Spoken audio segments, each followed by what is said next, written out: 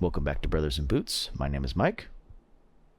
My name is Jeff. And today we have a guest with us, Tony, who's going to be showing us his collection. This will be the third style that we're showing. So we've shown the one with his John's collection, which was just pictures of me and Jeff talking. Then we did the one where we shared the video from Everett that we talked over. And this one will be slightly different with Tony actually showing his collection being here in real time. So as usual, like, comment, subscribe, and let us know which of the formats you like the best down in the comments below.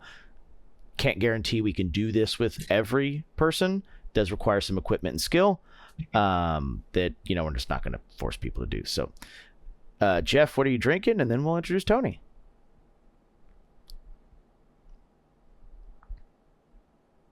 Old Forester birthday bourbon. Which year is that one? Red. That's 2016? That is from 2012. It's 97 proof. That's a 12-year. I chose a different glass today because birthday bourbon I found just doesn't shine without a small snifter. This is a Waterford one. This is one of my favorite little snifters. All right, Tony. How you doing, good sir? Introduce yourself to the people at home. Hi, my name is Tony. How you doing? First, want to say thank you guys for having me on here. I've been talking to these guys for, I don't know, a couple months now or so, and I really enjoyed the channel. So, yeah, I'm going to walk you through my boot collection that I've amassed really just within the last year. It's been almost a year to the date, like, that I've decided to go down this rabbit hole. And I have a rabbit hole of vaping stuff. I have a channel of my own, Tone Ohm, where I do have some videos on the boots that I'll show you. And yeah, it's just one of those things. I've always liked boots, but really only had Timberlands growing up, and that was about it. I always wanted Doc Martens, and that's kind of where it all began with me watching Roseanneville, talk about Doc Martens, and I just ran with it. The first thing that happened was I got this boot right here that was gifted to me from someone my mom worked with. And I didn't even know if I wanted to show this because it's just kind of lame, but I'll talk about it just for like a second. So this was my first Doc Marten, right? It's a Chukka boot. And I'm going to switch cameras right now so you guys can get a little bit better view of all this stuff. But, this has been something that, started out pretty small, and then I just really ran with it. And then once I found this channel, it just kind of took things to another level, I guess. That's a common one too. Timberlands and Doc Martens seem to be a very common gateway to the boot world on this channel of a lot of the people we've had on. Yeah, I mean, I grew up skateboarding. That was like my first passion. I always had skateboarding shoes. Here's SXL, DCs, all that stuff. Bands. That was my jam. Boots just really weren't in the cards, but I admired them nonetheless, So whether my passion was for skateboarding or film stuff or music, vape stuff, right now boots has just been on my brain for like a year now. So here I am over here. We're a little bright, maybe. No, it's not too bad. We're a little bright. Nah, there you go. That's about perfect. I have always had a pair of Vans in the closet, and that goes back to. Yeah, I heard you saying that the other day. They're classy, Can't I'd still like a pair of white Rally Classics would be nice. Okay, so yeah, this is like a Chukka, right? Doc Martin Chukka. Would that be what you call it, right? Yeah, it's a Chukka model. So Chukka specifically is usually a 2-piece boot where the vamp and the backstay are 2 individual pieces with the heel counter sewn in. That one's got a backstay protector, which isn't normally common with a Chukka, but yeah, it's definitely a Chukka. I remember, I haven't seen one of those in a while, but I do remember when those were more popular with Doc Martin. And it's not your typical Doc Martin leather with the plastic shine or whatever. This is like what, they're greasy, they call it? Yeah, greasy is what they call it. It says caked in wax or whatever, but yeah, greasy. So this was given to me. This is my first experience with Doc Martens. It wasn't really enough because it wasn't the 1460. So, you know, I still had to fulfill that whole thing. So we ventured out and bought these. This is the, what do they call it? The dark cherry. Now, this is the actual, like, made in China version. You know what I mean? Yeah. I wasn't really trying to spend the 260 on the made in England. And by the time I learned about them, I'm like, I don't know, I flirted with the idea of buying Clover. And what was the other thing? Grip Fast. Yeah, Grip Fast and Clover are the same company. Yeah, so the more I learned about it, the less it appealed to me altogether. But I still like to keep these around for rain. You know, if it's raining outside, this is really my go-to boot, actually. Just because I don't care if it gets screwed up or nothing, so that's that. So then that progressed to this. This is my first PNW boot, and I just kind of like dove in headfirst to this whole PNW thing, and bought a from eBay. This is a Knicks Contender packer on the 5332 last, and this was made in 2008. What the date is on it? Yeah. It's got this is my, the 430. A different stamp on it, right? I always like that stamp. Oh yeah, the Contender stamp. Let me see if I can capture that a bit. I don't know if camera's that's not coming up wanting to well. pick it up. Camera's not wanting to focus on it. No. Maybe I'm too close.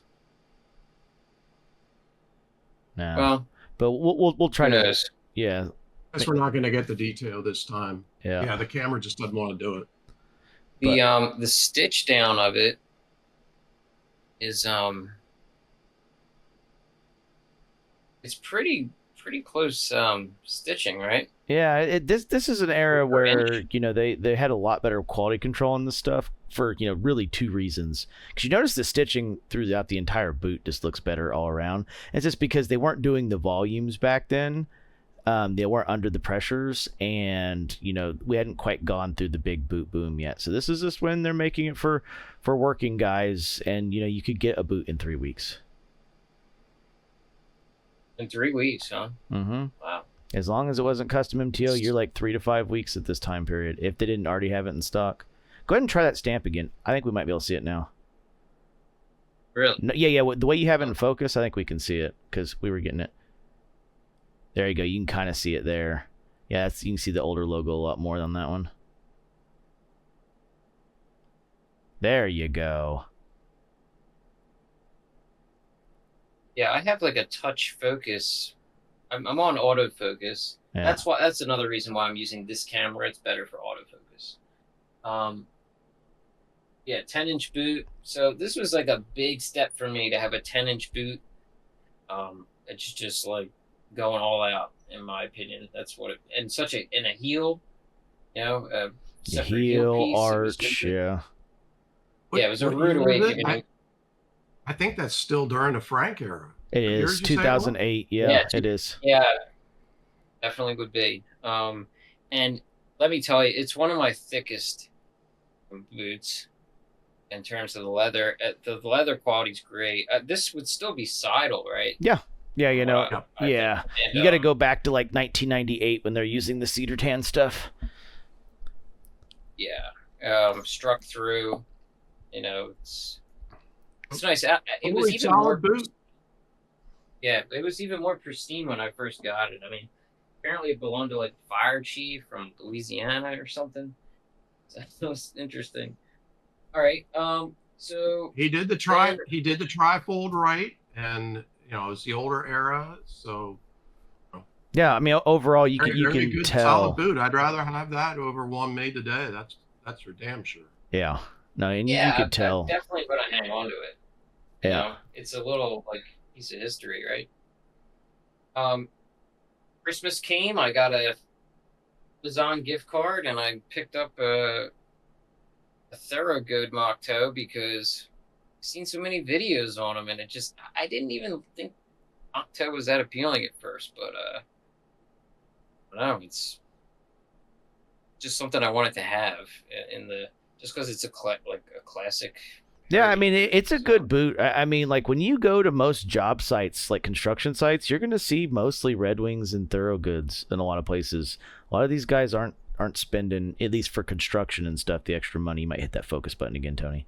Um, they're not necessarily spending the kind of money that you would on a pair of PNWs, because a lot of these guys are still younger in their career, and a $600 purchase is just out of their means.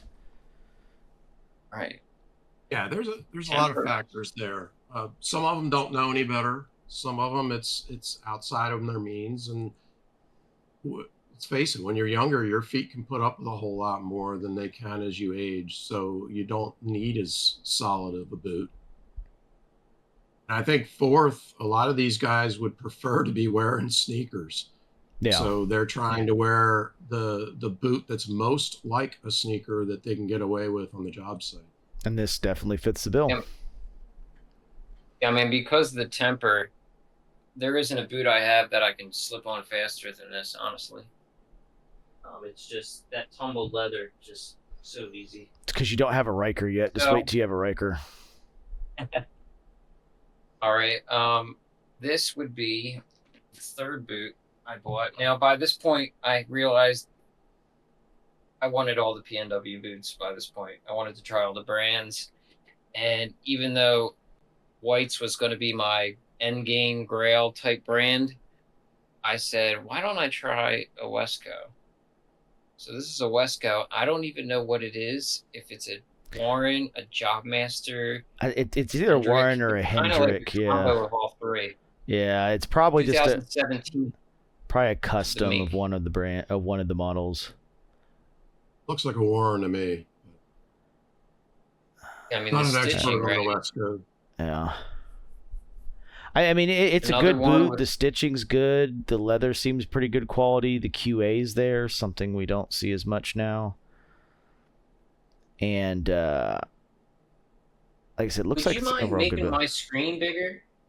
Your screen is bigger for what they're seeing. Oh, from what they're seeing, it is? Okay. Mm-hmm. It's just on what I'm seeing then. Yep, correct. Yeah, I've got you in focus mode, so they can see you're taking up 3/4 of the screen. Okay, good.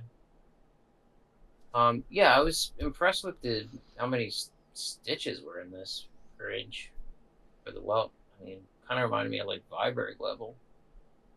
Yeah. Wesco is a great boot company. They can make great boots. Their only drawback is the arch.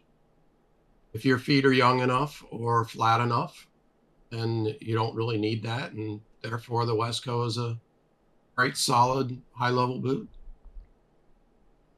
Yeah, the wait time's also a pretty big drawback for a lot of people, but that's just how they operate their business. The full gusset to the top for like more of a service boot. Yeah. Type style, I really liked. I still don't even know what the leather is. Pardon me? I'm guessing you put the kiltie in? Just very recently. This wasn't in here last week. This is what is it? Galiti? Uh, What?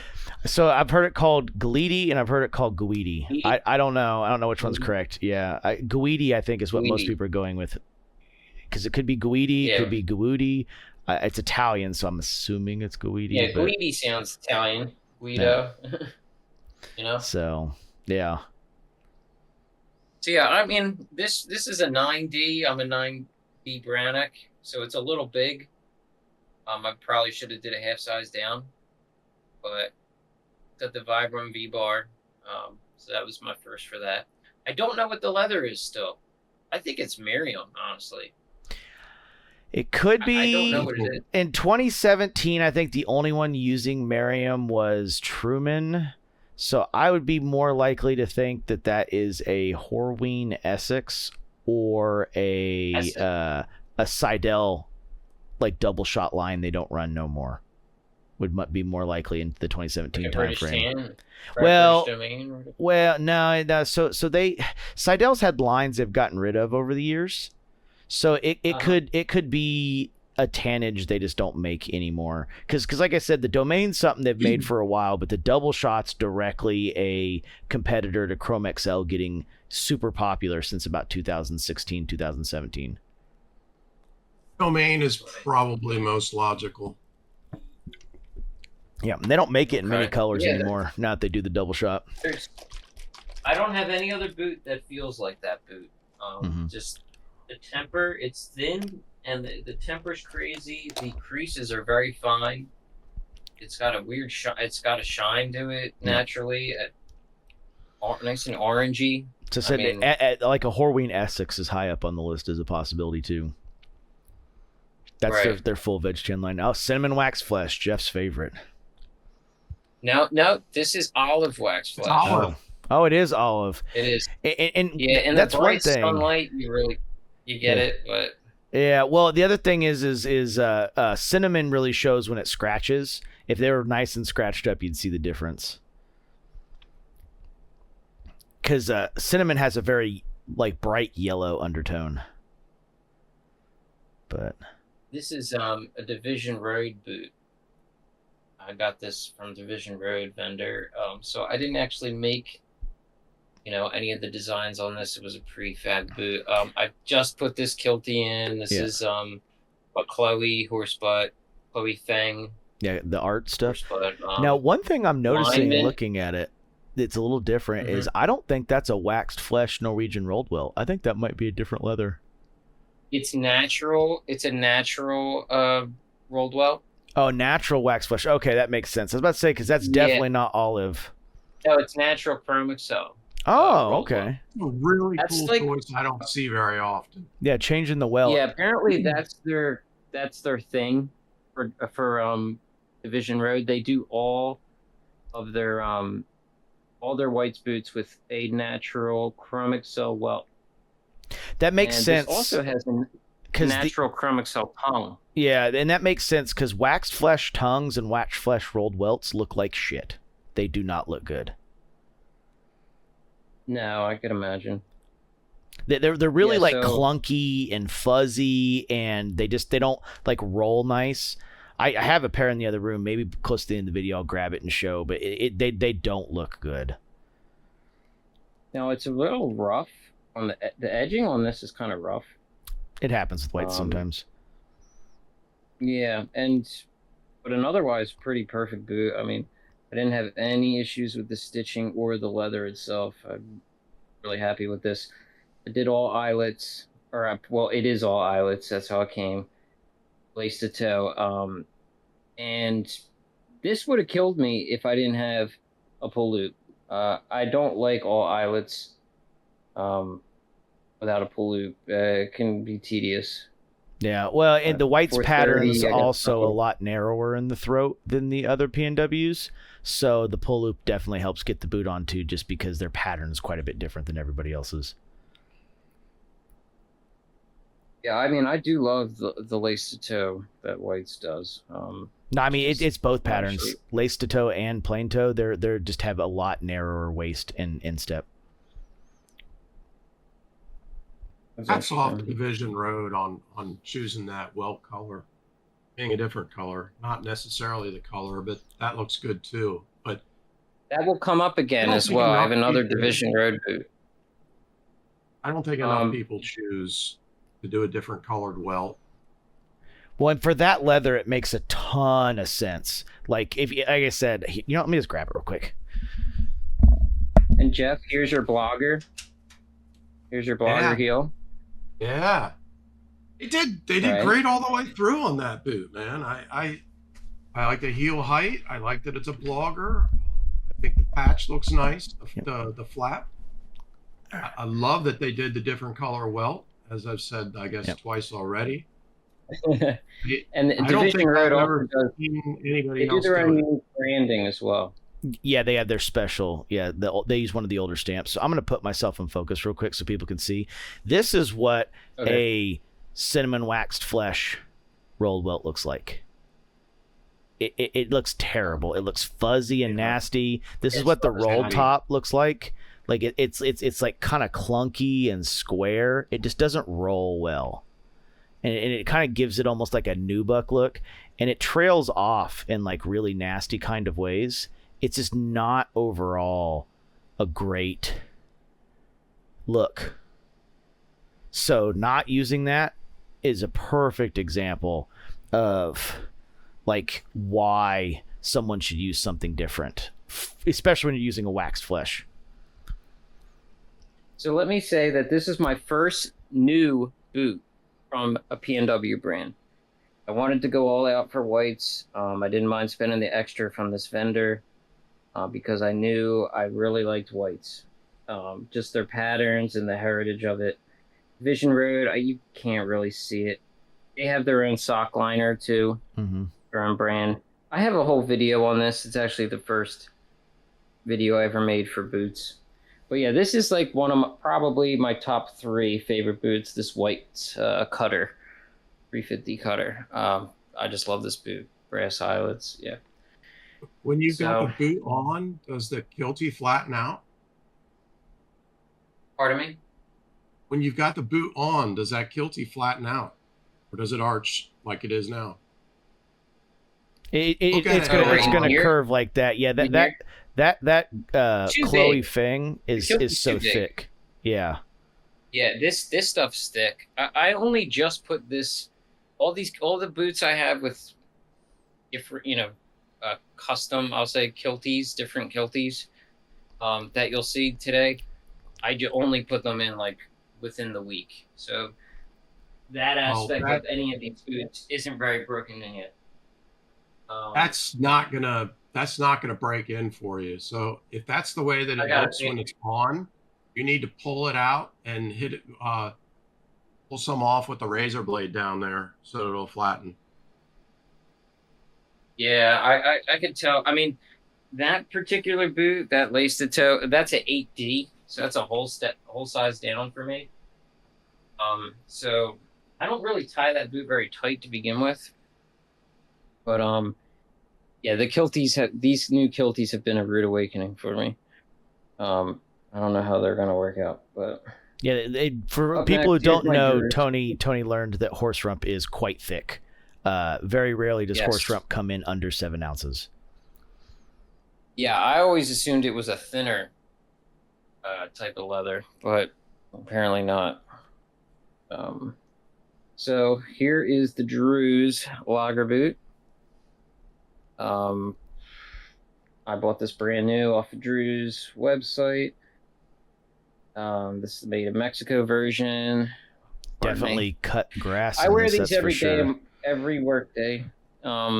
These are the white X, even though the white X actually came off of the boot. But yeah, I wear these 5 days a week for work, doing landscaping and hardscape and whatever odd jobs I have to do. They're in 8D, so a whole size down. 55-1 last, so it's a little wider than a 55 last. But otherwise, pretty much the same. They make their insoles a little differently, apparently. They're like pre-formed or some shit like that. I love these boots. They fit me great at this point. They're very well broken in for me. 8-inch boot. Felt smooth combo brown. Yep, you can tell you definitely walk in wet grass quite often because you've got delamination happening pretty much everywhere. Oh yeah. Yeah, I mean, I suggest picking up some Lincoln wax. Lincoln wax. It's the more waterproof wax. And you can even make it a little bit more waterproof by doing a burnishing gum like Toconol before you put the wax over the top of it, which will help close all the fibers up so that it'll be less likely to take in water. It's not going to fix Lincoln wax is like more than half carnauba wax. Yeah.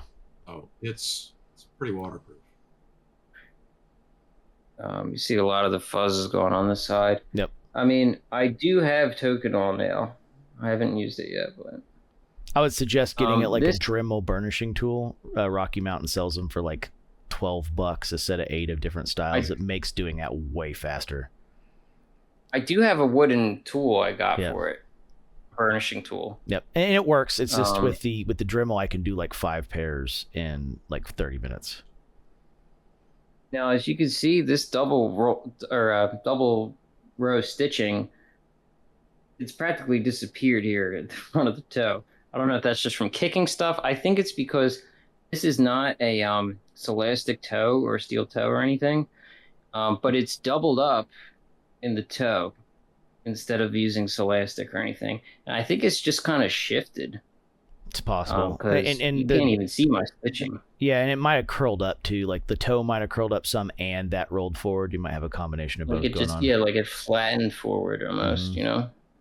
I think you've dented the midsole in a little bit too. Yeah, it's probably a combo. Because it's several things. Yeah, because when toe boxes collapse, because I have one unstructured toe, which is this one right here. I'll put myself in focus so people can see it. And as you can see, mine is squished out over the front too. So that does happen. Now this is a toe cap and wax flesh, so that'll stop it some, but it ain't gonna stop everything. Yeah. Like I said, it's a good boot. It's a good beater boot. Especially at the price point. Right. Yeah, it was for me. It was $350. I even got free shipping with a coupon code or some shit. So, I didn't want to destroy a really nice boot at that time. When I bought this, and I knew it was still P&W construction, and that's really all I wanted. I wanted nice high arch and a Commando B100 sole. So, where to go from here? Let me just throw this in real quick. I don't even know where in this time frame I bought this, but learning about cordovan, I just really wanted something made of cordovan. So this is an Allen Edmonds Dalton leather sole in color 8 shell. And it's a wingtip boot, brogued or whatever. Wingtip, yeah. Yep. I mean, the Dalton's an actual good boot. Like they construct these well. The only downside, it's one of Allen Edmonds' better lasts. The only downside to them is they're generally narrow enough that you couldn't put like an insole in it to add a little bit more arch support. Okay. Yeah, I mean, I got it 9D, true to size, and it actually fits me great. I mean, it feels like a slipper. Yeah, I said it's very comfortable that Dalton last is one of their best lasts by a mile. Okay. Yeah, I really wanted either an Alden boot or it's just the Alden cordovan boots are way more expensive. I bought this used on eBay for I think I spent like $250 or $300. It was cheap. That's a good deal, yeah. I mean, some of their regular leathers go for that much. Yeah, I mean, exactly. For cordovan, I was very happy to buy this. I like that they even do the tongue in cordovan, and it was comfortable right from the gate. Orween shell cordovan. Even broke the top of the tongue. Yeah. What's this? They broke the top tongue. Yeah. Allen Edmonds brogues almost everything on these Daltons. Broguing. Yeah, the Dalton's a good boot. Like if someone needed like a dress boot, the Dalton is high up on the list. The only brand that I like their dress boots more is TLB. Like, I don't even really care for the Carmina ones as much. I have one pair of Carminas in their like dress Yodper, and I prefer the Dalton and the TLB dress boots a little bit more. I just like their last a little bit better. First experience with a leather sole. How do you feel about that? Something I wanted to try. How do you feel It was about that very leather sole? different. How do I feel about it? Initially, it was very jarring because these were hardly worn when I first bought them, and I could feel every little pebble I was walking on. And it didn't feel good. It felt like I was like, as if I was stepping on glass, like I was breaking glass as I was walking. Every time I would tread on something rough. Mm-hmm. But after a little bit, and they got a little more beat up. I really enjoy the leather soles. Actually, you feel so attuned with the ground. I mean, you really feel the ground, and it's a good feeling actually. I 1,000,000% and these agree. are yeah, and this is such a thin sole. It's practically on the ground already. Yeah. But That's one thing I wish the P&Ws would do a little better, is a good leather sole option that's not kind of so over the top, because it would be great. Like all the stuff I've gotten in like Baker's leather soles, JR soles, or even in Gabreri Martin is all so comfortable and fun once it gets a little roughed up. But that's just something the P&Ws really don't offer. They offer a leather sole option, but it's just in their standard, basically midsole leather. yeah, I would like to try it. I'm surprised at how little love other soles get from people. I mean, They get the opposite. They get hate, a lot of hate. I like it too. I think they're interesting. I would like to try a P&W type boot with one, just so I had something a little more sturdy that was a leather sole to see the difference. I'm a big fan of this one. I mean, a big, thick thing added to the bottom. Yeah. Here, hold on. Let me switch you to focus. Yeah, so that's a leather half sole, and there is only one person I know right now that does that, and that is Dennis from Custom Craft. Yeah, that's nice. An old pair of fries I've showed before, but that's the right kind of nice thing to see. Maybe I'll ask for it to be done on some boots at some point. Yeah. No, and like I said, the only person I know right now that does it is Dennis from Custom Craft. But I have a suspicion that most of the Indonesians would do it if you asked, and maybe even guys like Gabbard would do it if you asked too. Yeah. Here's the next one I got. I got another white. Go ahead and hit the focus button, Tony. Yeah, I'm working on it. It's kind of slow. All right. So this is a stock white farmer rancher on the 4811 last in an 8.5D. I probably could have got an 8D. I wear this actually quite often at my other job. So my second job is more just working in a store, merchandise store. And very comfortable. It's a very different kind of feel. I mean, compared to the 55. And like the easiest way I could demonstrate it is just looking at the bottoms. I mean, the 4811, like that footbed is just, it gets so wide so early on, right? Yeah, so the 4811 is a little bit more of a ellipses versus the 55 that kind of is more like a bottle, right? Where it like an hourglass, where it kind of goes in narrow, comes out really wide, and then narrows out again. Whereas the 4811 is just a nice like straight ellipses. Yeah, it's a good way to think about it. The bottle, like a long neck bottle, right? Mm-hmm. So yeah, this is the Red Dog Seidel leather, and I actually bought this on eBay, and I even naively paid extra for it just so I didn't have to wait for it to be made. And I just really wanted that double row, hand rolled Norwegian well. And this has the actual woodsman heel, lager heel.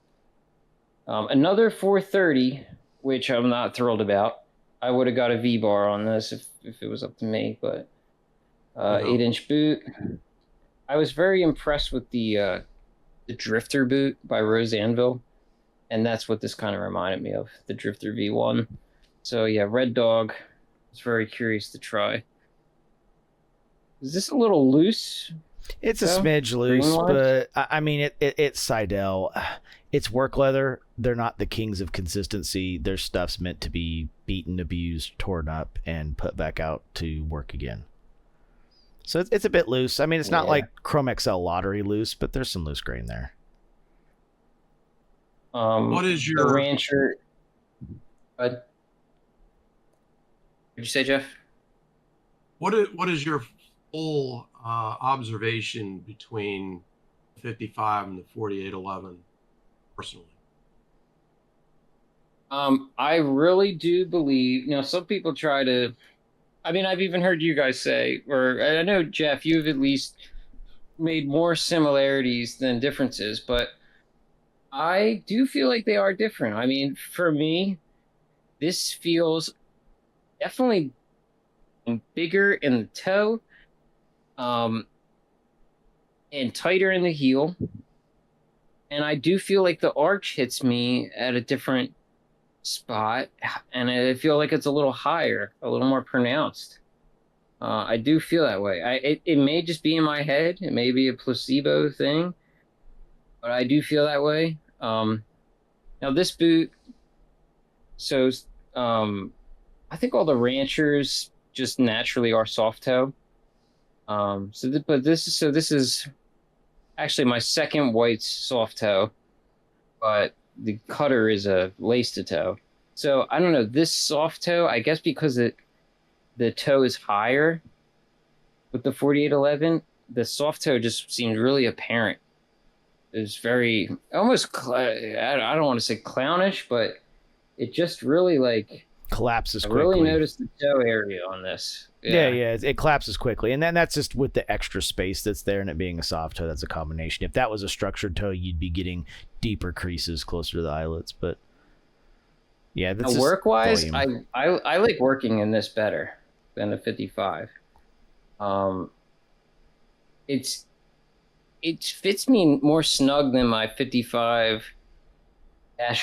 It's even though it's wider and all in the toe, it still conforms to my foot better than that Drew's. But for style wise, I mean, the 55 is just more, you could make that just look more clean and nice.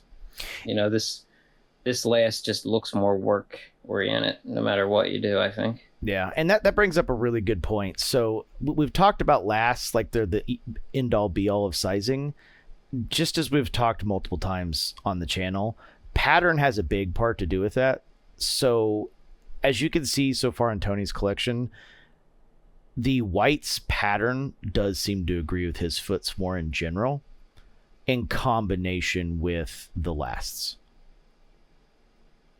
Now, the arch thing, Tony, that could be two things. Long foot, yeah, 20 foot.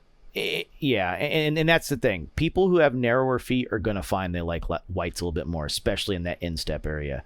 The other thing is the arch you're feeling more, they could have just not shaved that piece as well. You could have gotten a different piece of leather in that boot that's a little bit thicker.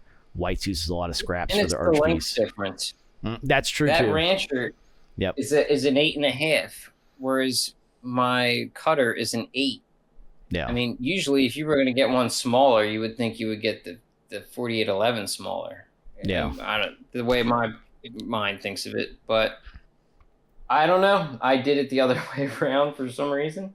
If I were to do it again, I would have got that in an 8D. Yeah. We've got a lot of factors. We've got a lot of factors going on here with Tony's collection. Some of them aren't the fairest for comparing, because he's got some that, because he bought them used, that they're a lot older. Doesn't really know some of them exactly how old they are. Some of them were made better then. With the whites specifically, it depends on when he bought them, right? As to what midsole that they used, what brand that they used, which irons. Let me correct that. Um, Let me say something. All of my whites, I bought brand new within the last year. That's Every just one the of them. whites, right? Just the whites. Okay. My one Westco was used. My Knicks was used. My Drews were brand new. So Westco and actually, Knicks were the only used. Okay. correct. And some of the other random things like the Allen Edmonds was used. Yeah. But I'd say most of my collection I bought brand new. My bad. Definitely All right, all the so- whites are brand new. Like this one. Having said This is- that, I can't figure out why you're feeling such a big arch difference between your 4811 and your 55 in whites. Could be it's a little farther forward. Could also be he just got a thicker piece on what was made that day. Both are valid. Yeah, I think it is both of those things in a way. The sizing is different. One's a half size bigger than the other, and maybe it's just hitting me. It hits me in a different spot. But yeah, I just notice it more. Makes sense. Well, size makes a big issue with a big high arch. So Yeah. that alone could be it. Oh shit, I forgot about my. Well, we'll just do this first. I have a different MP I'll show you, but this is the second MP I bought. So this is the another Division Road collaboration. Now this one is the CF Stead Stone Rambler. Usually you see the Stone Rambler in a lot of Truman boots. People have mistaken these for Truman boots even. Yep. This is the MPM1 because it has the single backstay. Little different thing is that unlike the 4-row stitching, this has 3-row stitching all in consecutive, one right after another. No For spacing. the Yep. toe cap, which is a little different. Once again, we have the single row stitched natural CXL roll welt. All eyelets again in oxidized brass. Man, Division Road loves all eyelets. Do they hate people or They what? really do, especially for whites. And this is a very strange thing, and I'm not that thrilled about it, but usually if you see a full sole MP, it's a day-night. This is the 430 mini lug. Usually the Vibram option is usually the half Well, they sole. did the wrong heel Commando. too. That's the 2332 heel cap. That heel cap that's on there. Yeah, that's the lug heel cap. Huh. Big problem with this. It's just so short. There's not a lot of rubber on this heel cap. Yeah. This block heel. Because we This were is an 8. Yeah, we were talking to Everett, and Everett's a big fan of the 2332. He actually got Franks to bring some in, and it's just weird that they would use because you don't see the 2332 heel cap one. 2332. What is that? That's the iron weight mini lug half sole. That's what. So when you get the half sole mini lug from Whites, that's what you get is a 2332, and a lot of times it's called the iron weight. So they used a heel cap from that because I guess they don't have the 430. Well, the 430 is going to be way too thick for that. You wouldn't have a leather heel stack. That's probably why they did it. But it's just an interesting combined it. choice. Yeah. Right. They mixed and matched Yeah. instead of using Yeah. the two that should have gone together. So Yeah. So, and this is I don't the hate it. MP last. Pardon me. I said I don't hate it. I like the cap choice. I'm not a fan of the 430, but I do like Right. the cap choice. Yeah, I love the toe cap. I like the M1 counter, the single piece counter. And of course, Stone Rambler I like. The temper is insane. Yeah, it's super, super duper soft. All Ramblers are. I will say that Rambler is a little lacking character that you normally see with Rambler. Now, for those who don't know, Rambler, they add that character in with dyes. So every Rambler is different. It's not natural. It's artificially added. But usually Stone Rambler has some reds and some lows that pair doesn't seem to have. Yeah, it's all very brown and gray. This thing is a motherfucker, pardon me, to put my foot in. Because it's all eyelets and because of the firm temper, it's a bit of a chore to put on. I just put in this Kilty. This is Chloe Shell Cordovan Gunmetal. Sorry, it's out of focus. No, you can see it. It's just because it's so shiny. Okay. And I actually don't think I even walked around with this yet, with this new Kilty. And I just put, like I said, all these Kilties in the other day. So, I like it. I like the look of it. It's, it's my lowest boot. It's not a tall boot, you know what I mean? No. And, I do like what Division Road does. I mean, yeah, they just need to find the love of speed hooks. Yeah. I mean, it worked out with the cutter because it has the pull loop. Yeah. But no. Okay. God, I got a lot of boots. That must be good. I like what Division Road does. Yeah.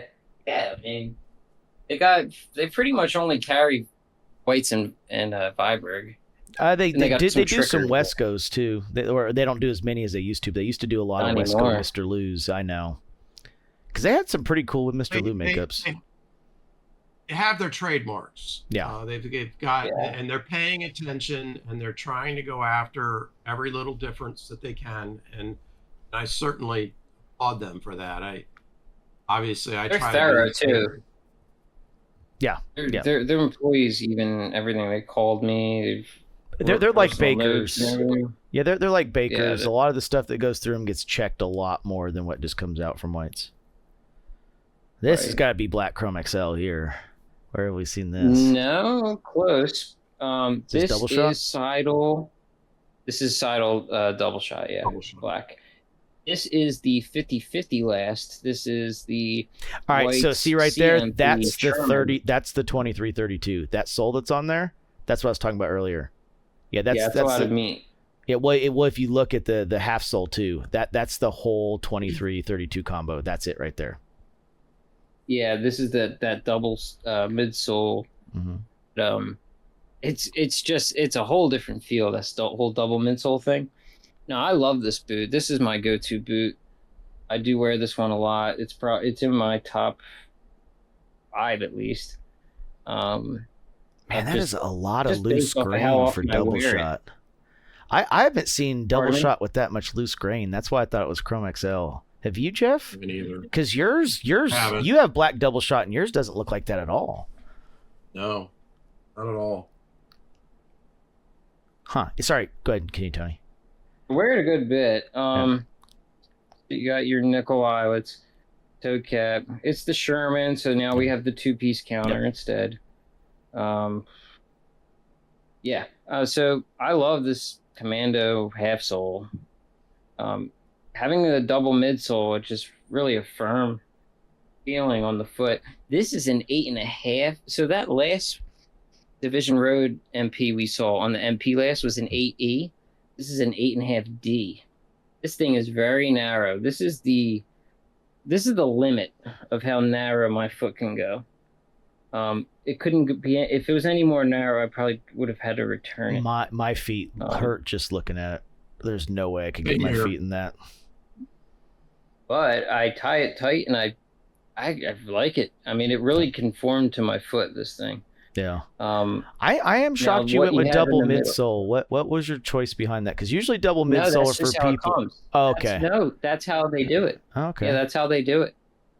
Yeah, all their half soles are double midsole naturally, so they can do this finished bottom. Yeah. Well, I mean, other guys manage to do it with the finished bottom too. They just got to flip the sole the other direction when they make it. But it's interesting too because, like I said, usually people don't want to go double midsole if they're not over 225. You just never quite break it in. I never realized it was even that way until I learned a little more. Yep. and now we have, the traditional branding for an MP. Yeah, I don't mind that it's a double. I really don't. It's pretty neat. I And love double this in my dress 50/50 shoes. last. Yep. The I 50 get that. I get the high arch Yeah. of the 55 last, but a sleek, narrow boot of an MP, or augmented Barry last or whatever. I love the way So that pretty cool. I love the way that a double midsole looks. I don't like wearing Yeah. a double mid. I think it's Yeah. fine in like dress shoe thickness as a midsole, and that one looks to be much thinner than the standard whites midsole. If it was double midsole of what they do in like the Bounty Hunter, yeah, you definitely got to be like over 225, 230 to even have a chance of breaking that in. Yeah, no, this is definitely subtle. This is a Horween workhorse butt kiltie that I just put in. That is quite a chore. Look how thick this is. I don't know. Yeah, if you can see. I mean, we can, and it's it's gonna ridiculous. yeah, it's that's at thicker than least 7.5 ounce, and yeah, that's probably gonna be tough to break in because that workhorse butt is Yeah, I don't know how that's gonna fare either. It's a pretty stiff temper. Yeah, haven't been having too much luck with the kilties. Let's do something a little departure from the service boot aspects. Here is the Westco Mr. Lou in 8D. I did a full size down. This is also another very snug boot for me. It's because the On D there, width I is don't know the technically numbers. the D width is a C width in that last. Yeah, so this what is it, MP 1339 or some number like that. I love we the just call it shape. the Mr. Lou last. It's narrow. Yep. Yeah, Definitely narrow. very narrow. You got the custom MP or custom Yeah, Dr. Westco Soul. Dr. Soul.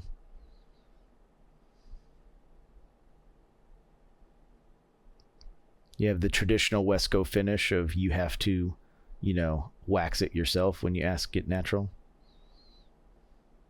Yeah, and then here's their half sole. See how rough it is at the base? Yeah. Well, no, so they don't flip it. So like what a lot of guys do when they do a half sole is they flip the midsole the other direction and use the rough side up instead of roughing up the top that way to save themselves some time. Westco just makes it the standard way where they just rough the top up and put it together. It depends on the midsole that they get in. Some of them are smooth on both sides, and it's only rough there because they've roughed up the whole bottom With to the put sander, yeah. soles on. And I think that's probably what's going on here. Whoever was doing it at Westco was not paying attention to whether it was a half sole or not, and they just went and roughed up the whole damn thing in preparation for the outsole. Yep. Same thing happened on mine. Oh, it's the same thing on mine too. Yeah, it's just I what like they the stitch density. the way that they always do it. I don't know whether it's because someone is always not paying attention or because they've just decided they don't fucking care. I They got my missed nails. a nail too. Look, they missed the far left one. Oh my god, I never noticed that. No. Did I? You'll never Some unsee it places now. don't put any other nails in. Now, how about this? I've never noticed this one. Anything else? See how the top has black? Yes, so Black coat? Franks and them do On that the edge? too. They dye before they I put love it that. together. They dye the top of the midsole. So like if you get black in Franks, I think Nick's does it too still. If you get black or brown, they dye that horseshoe shape before they sand it. That way it doesn't get on the uppers. Whereas like some of the guys who go and do it after the fact, that's why in a lot of JKs you see edge coat on the heel counters because they go in with a brush after the fact and put it in after. Now the difference is Westco uses actual dye. Franks and Nicks just use their the same edge coat. They just put the same edge coat on the top. Yeah, I thought that was really interesting to see that. Yep, the other Like guys this- do it. They just to me, Westco it's uses real dye. Attention to detail. Yeah, they use real dye instead of just edge coat. Yep. It's just How do they another fit? material they How got are to you keep around. liking them? And did you buy them new? Bought them new on eBay through a online vendor called Stompers. And I do like them. They are snug, especially in the, on the footbed itself, the width. Yep. And even the length. Because it's an engineer boot, I'm fine with that they're snug. I mean, they still fit at least. But I love, that the shaft is a little more narrow. I'm not, from the waist down, I'm not like, So Wesco, I have thin legs, thin ankles, thin feet, of low volume feet. You know what I mean? Like there's not a lot of meat on my feet and my ankle area. So I'm glad that it's a little more snug because I can't tighten the laces. You know what I mean? So Wesco ships with an insole. Heavy. Wesco ships with a leather insole inside, and a lot of times it's a random color. You might be able to pull that out and make it a little less snug. So there should be a full leather insole inside there. All Wesco ship with one. It does have a Wesco brand. Yeah. That's a full insole. That should come out. It's not glued in. Horween stamp. Yeah. I never said this is Horween horsehide chrome excel. Horween horsehide chrome excel. No. So this is my first time having horsehide strip. Nice. And definitely thinner, and that's why I thought horsehide was thinner, because I didn't have horse butt. I had horsehide strip, and this is much thinner. Yep. Than any of that horsehide or horse butt stuff. But so yeah, that's got a leather insole in you could take out, Tony. The other thing is you could get like a Nix Delta Arch, the full one, if you want to add arch support to those, that should fit in there with the width because it's sized for a leather insole. So I have a full Delta Arch in my Wesco bosses, which are like a Mr. I made my bosses like a Mr. Lou without the Mr. Lou toe. So because I do like engineer boots a lot. They grew on me big time. It's just very classy. I can't think of a cooler boot. It's stylish and it's so easy. I love not having to tie anything. Yep. Now, and it's not a crazy chore to put this thing on. Yep. It goes on pretty easily, even though it's tight on me. I like that they did the brown stitching contrast. I do like it all around. It has a lot of striations in the vamp, but it's just enough to give it character, in my opinion. That's horse rump here. I'm going to put Jeff in focus because he's got if you look here, he's got a picture of it. So that piece will come out like that. It's not glued in. It's just last sized. Can you see me, Tony? Yeah. Oh, yeah. Yeah. So this is what comes inside of every pair of Wescos. So you can lift that thing out if you want. Give you more room. Yeah, I think I will do that.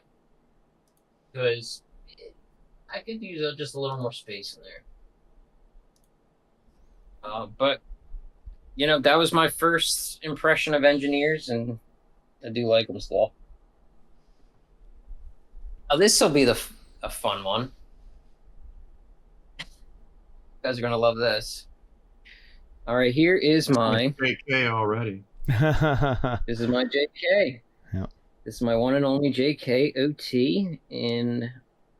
What do they call this? Redwood bison? Some kind of bison that's way too fucking shrunken. Yeah, sidle. Way too shrunken, I'm pretty sure this is sidle. Tall. I mean, look at the kilty. Look at he said way too soft. Look at the kilty. You can just tell how soft that stuff is. Oh yeah, it has no temper. It's super thick. It's very thick. Yeah. But there's no temper to it, and that's why I'm not really that into bison. I'm glad I experienced it. It's interesting, but I don't want more. Bison needs to be the right boot. It does. A Riker. Go ahead, sorry, Jeff. There's different classes of bison, and Seidel is certainly at the bottom. I imagine Law would be ideal. It's one of the betters, yeah. I will say this, like a Riker style boot with bison is kind of like the perfect combo of a summer work / casual boot. because it kind of marries that idea of a very flexible upper with a more flexible vamp. But yes, bison builds do need to be thought about well, because there are definitely some downsides to them if you make some bad choices. Do you see how much distance there is? On Yeah, this double row? JK does that. They leave that massive gap, thinking They it helps do the that, three and soul I kind of ability. like it, but it is very exaggerated. Yeah. Now, is that because of it? Is that because it's a unit soul? No, they do that with And- all of theirs. They think it helps with resoul ability. They think by leaving that extra lip there that Right, you you'll get more get extra meat on it. resouls. But you don't. What Right. happens is as you beat the edges in, like your Drews, you beat all that excess away, and it just causes it to curl up more. Oh, I Yeah. can see that. Mm-hmm. Yeah, so this is the one. You know, the OT doesn't have a half soul, or it doesn't have a mid soul. It has a lineman shank. Yeah. And it's different. It's comfortable, but it's a little sloppy. It's a little loose in its construction. But the actual fitment of this boot is one of my best. This is an 8.5D. It was in stock. I bought it brand new. And it fits me great. I know they do their own lasts or whatever. Yeah, like I said, take his sizing with like Nation W. take his sizing with a grain of salt. We don't know what era this is from. If it's modern JK sizing, if it was the previous one. I only bought it a couple of months ago, so it's relatively recent. Yeah, I don't know when they made that boot, and I don't want to give people the wrong impression, because their D width used to be double E, so it's hard to know when that cutover happened.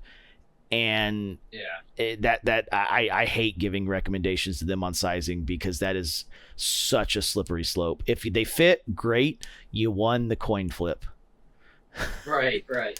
So Yeah, We and tried. I get that. I don't want to get another one. Let's put it that way. But I'm glad I at least experienced them. I can't complain at all about my actual boot. It's exactly the way it was meant to be. I mean, the stitching is all great. I don't have a lot to complain about at all. yeah, no, that one very looks happy like with you it. won on that one for stitching for sure. What were you gonna say, Jeff? We try to avoid talking about JK quite a bit. I know. You know, these are we just, on the one hand, we kind of want to warn people and have people be aware of what's going on, but on the other hand, we don't want to give them the airtime, because I don't know, just not a fan of a lot of their choices. But that decision not to do a full midsole goes along with the way that they generally think. So, in other words, the way that they think is, pause. The way that generally Spokane brands, P&W brands, have approached things in the past is, let's make the strongest boot that's going to last the longest, that somebody is going to be so incredibly impressed with during the lifetime of the boot and the support that they wouldn't hesitate to buy a new pair. JK has chosen purposely to say, let's make a boot that we can say doesn't require any break-in, and we're going to purposely choose leathers that are a much softer temper, so that the customers are initially happy with fit. And we don't really care if it lasts as long. We don't really care if it has the support that they're going to want, because by then they're out of any kind of warranty. They're out of any kind of complaint, and fuck it, we don't care. Oh, they're worried about the way that boot fits from day one to the first 6 months. And that's fucking it. Yeah. They don't care beyond that. So they are purposely choosing the softest temper. And with that midsole, they're choosing something that offers the most comfort to begin with. Because, I mean, if you don't have a midsole, you don't have anything to break in for movement. Hey, I wore them the other day after work, after a long day of work, and I'll tell you, I did feel it in the forefoot, because in the forefoot, the line in the shank doesn't come up that far. Yep. So you're basically like on the ground. You know what I mean? You just have that outsole under your foot, and well, you know, and the insole, but that's it. I really, on the other end of the spectrum, you got the double mid-soled MP, and it's like it's night and day. You know what I mean? Like, yeah, I get where you're coming from. Yeah, the term he's looking for, just in a single word, is JK's making disposable boots, not heritage boots. Right. But it's like, could you say that about Thursday? You know oh yeah, I mean? 100%. Yeah. But the price difference is there. You know what I mean? So disposable, but more so initial impressions. Yeah. Right. They're just trying to sell it, not make it last. Right. So here, and by the way, as a note, somebody recently in the last 6 months tried really, really hard to get Frank to build that boot. They tried to get Frank to build a boot that only had a lineman shake and did not have a midsole. He flat out fucking refused. I won't make that boot. He says, I'm not going to make a boot where somebody can decide 6 months to a year later that it's falling apart and it's my name on it, and I won't fucking do it. Yeah. I mean, I kind of like it because it's different, but I would never want to get another one. You know what I mean? Yeah. So here we have a Viberg 2030 service boot in black from Excel from Horween. We have the Day-Night Full Sole. This is a slightly older one. It's not like super old, but it is older. Sorry, we're out of focus. And you can kind of go by tag. Some of them even have the same kind of tag, but it doesn't have since 1931. I mean, there's so many little nuance differences. Even the last changes. Yeah, 2017 is when the last changed. Comical thing going to it. Yeah. Go ahead. Yeah. 2017 is when they changed the 2030 last, and previous it was a little bit more banana shaped, and they tried to make it a little bit more straight and streamlined. Yeah, and the stitch density, it gets a little tighter as they get newer. Yep. In more recent models, this one's a little more spaced out. Which isn't a bad thing. Still pretty SBI tight. just preferates the leather. Like sometimes spacing stuff out actually makes it stronger. It's not SPI is not the end of the world. Right. Yeah, it's more an aesthetic thing actually, right? Yep. Having it tight. It's like impressive that they were able to get it that tight, right? Yep. This is all eyelets and no pull loop. It's also a 5-inch boot. Another boot. 5 or 6? I think that's 5. It's not. They measure theirs differently. I don't think that's the same. There's not enough eyelets there to be 6. Like if you think about Wesco measures it. Yeah, the Wesco measures it in the same way they do. So if you look at the number of eyelets that are on it, see how it's got 4 and then there's only 3. There would be you can measure it from you can measure top, correct, yeah, or from just the upper, right? Correct, yeah. But if it was a true 6-inch boot, it would need one more eyelet or hook. It's one short. Okay. Yep. Okay. Makes sense.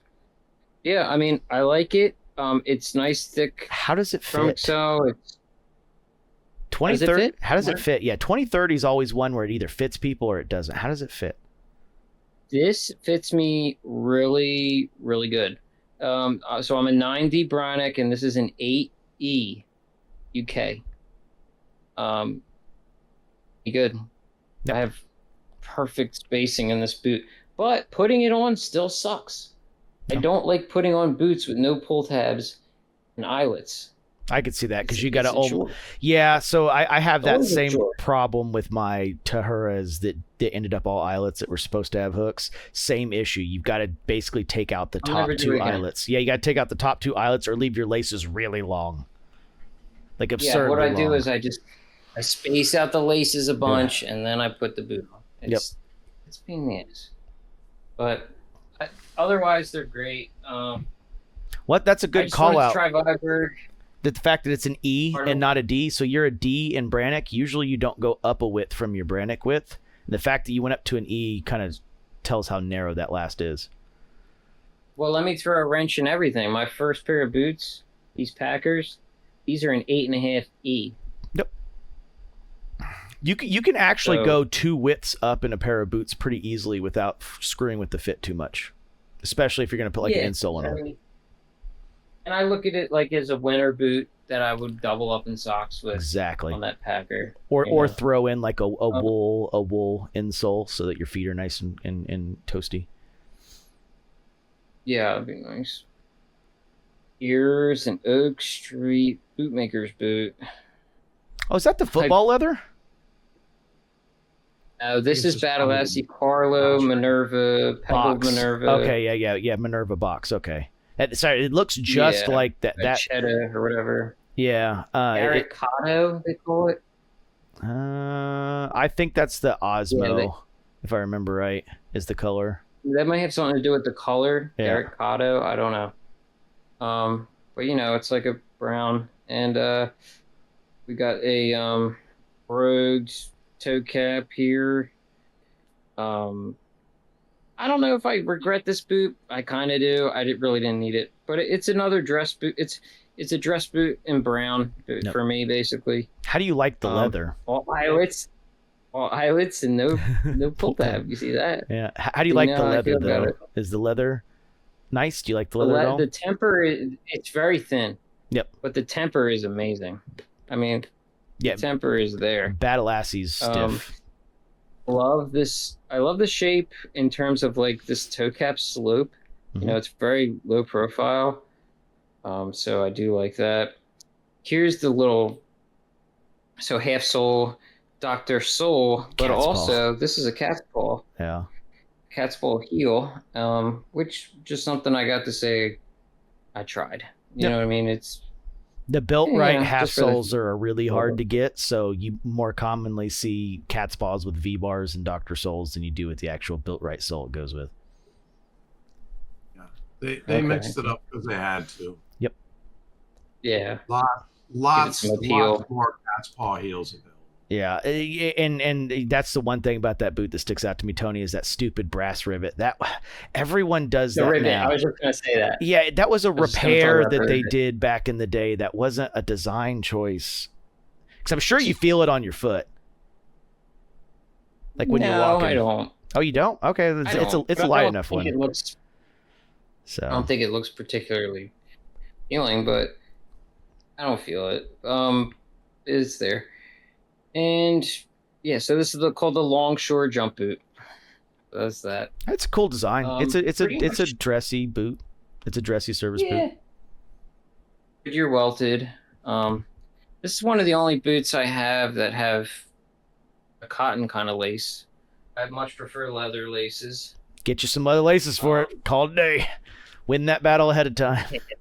No, it works. When I tighten that, this is a 9D Brannock. This runs true to Yeah. size. I got a 9D. When I tighten it, I barely have any space between the Okay. eyelets. Well, that makes the cotton easier to it's deal very with. Then. dressy. Yeah. Very dressy. Here's another one. I don't have much space between the eyelets when I tighten it. Here is one of my crown jewels, in my opinion. This is the Julian Boots. It's like the Bowery boot, right? Bowery boot. So RL, Ralph Lauren was made of this man's designs, Julian Boots. I don't even know his last name. Now I'm thinking about it. I don't either, Whatever. but So this yeah. is, he's got like European. I've talked to his mother a lot. She's the one that helps him with the sales. Actually, she's a very nice lady.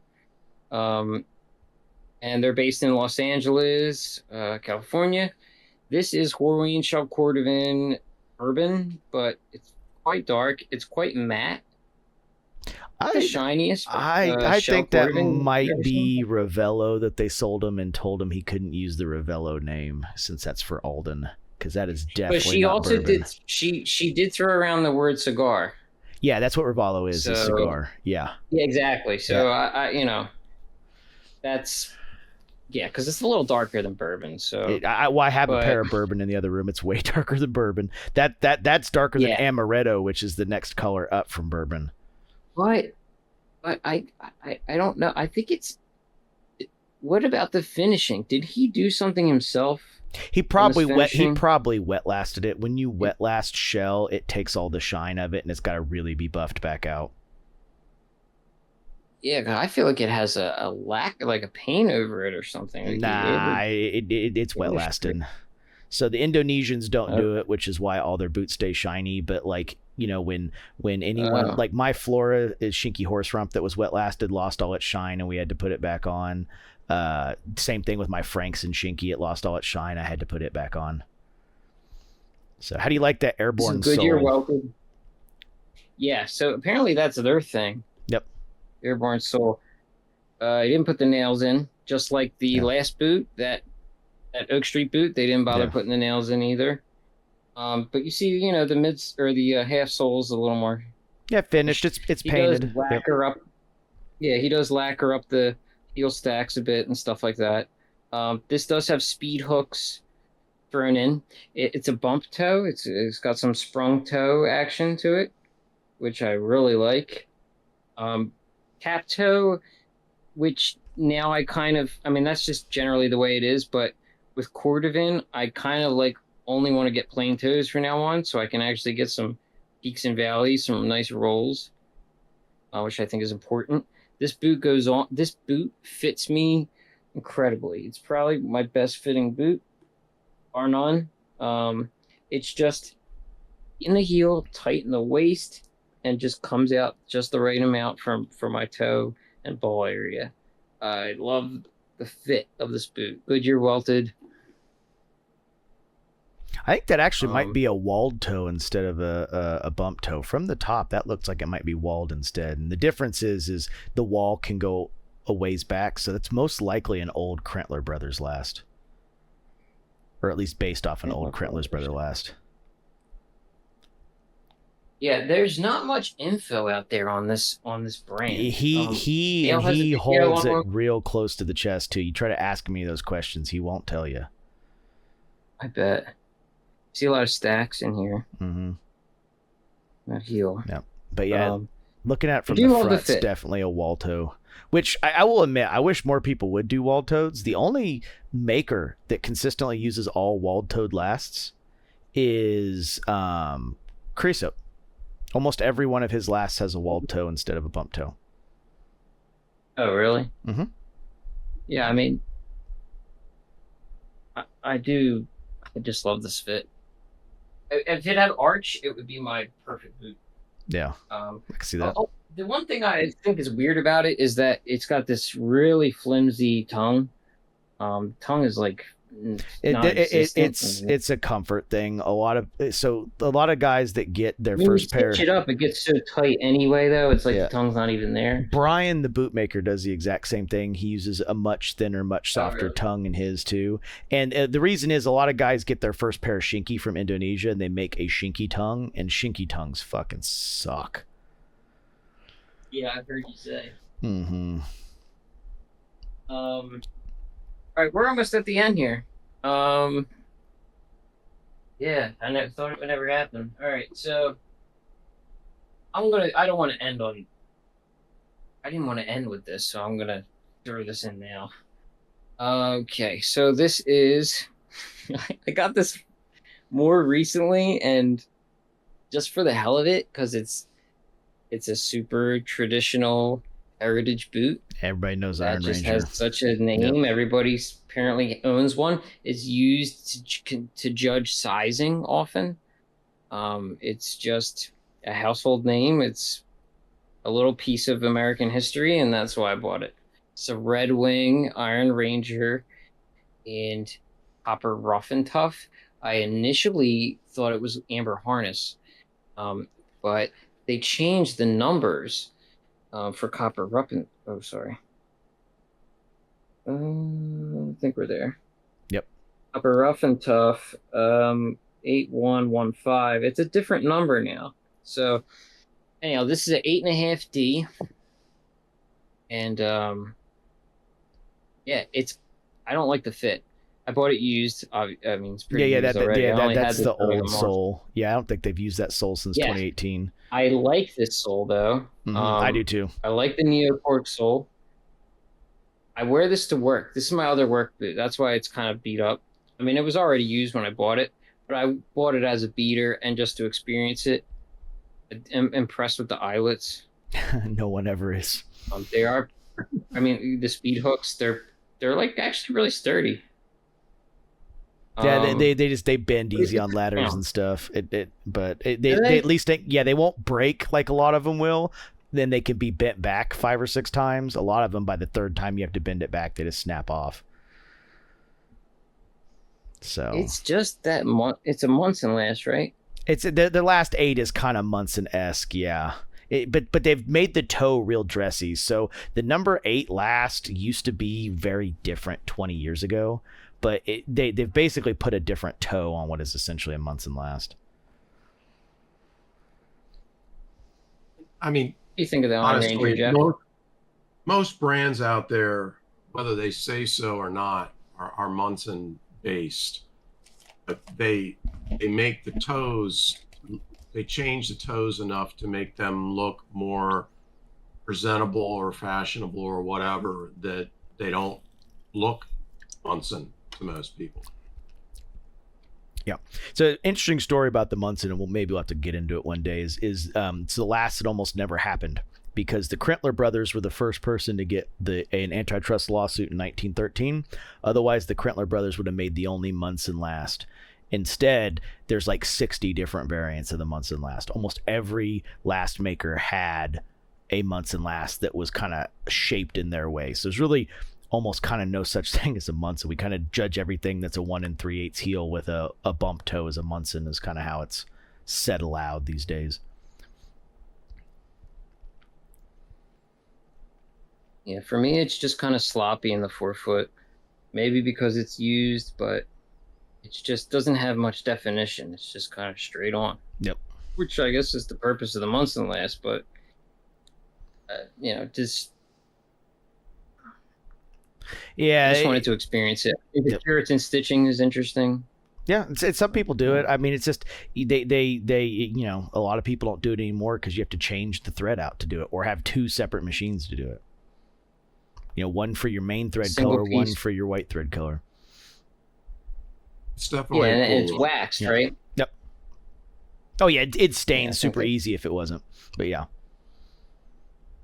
I mean, more people are doing. Even Frank will do a 1-piece back counter cover. He just doesn't like it because there's durability problems with it, and it also screws with being able to rebuild. Yes, that's what I ordered for my monkey boots.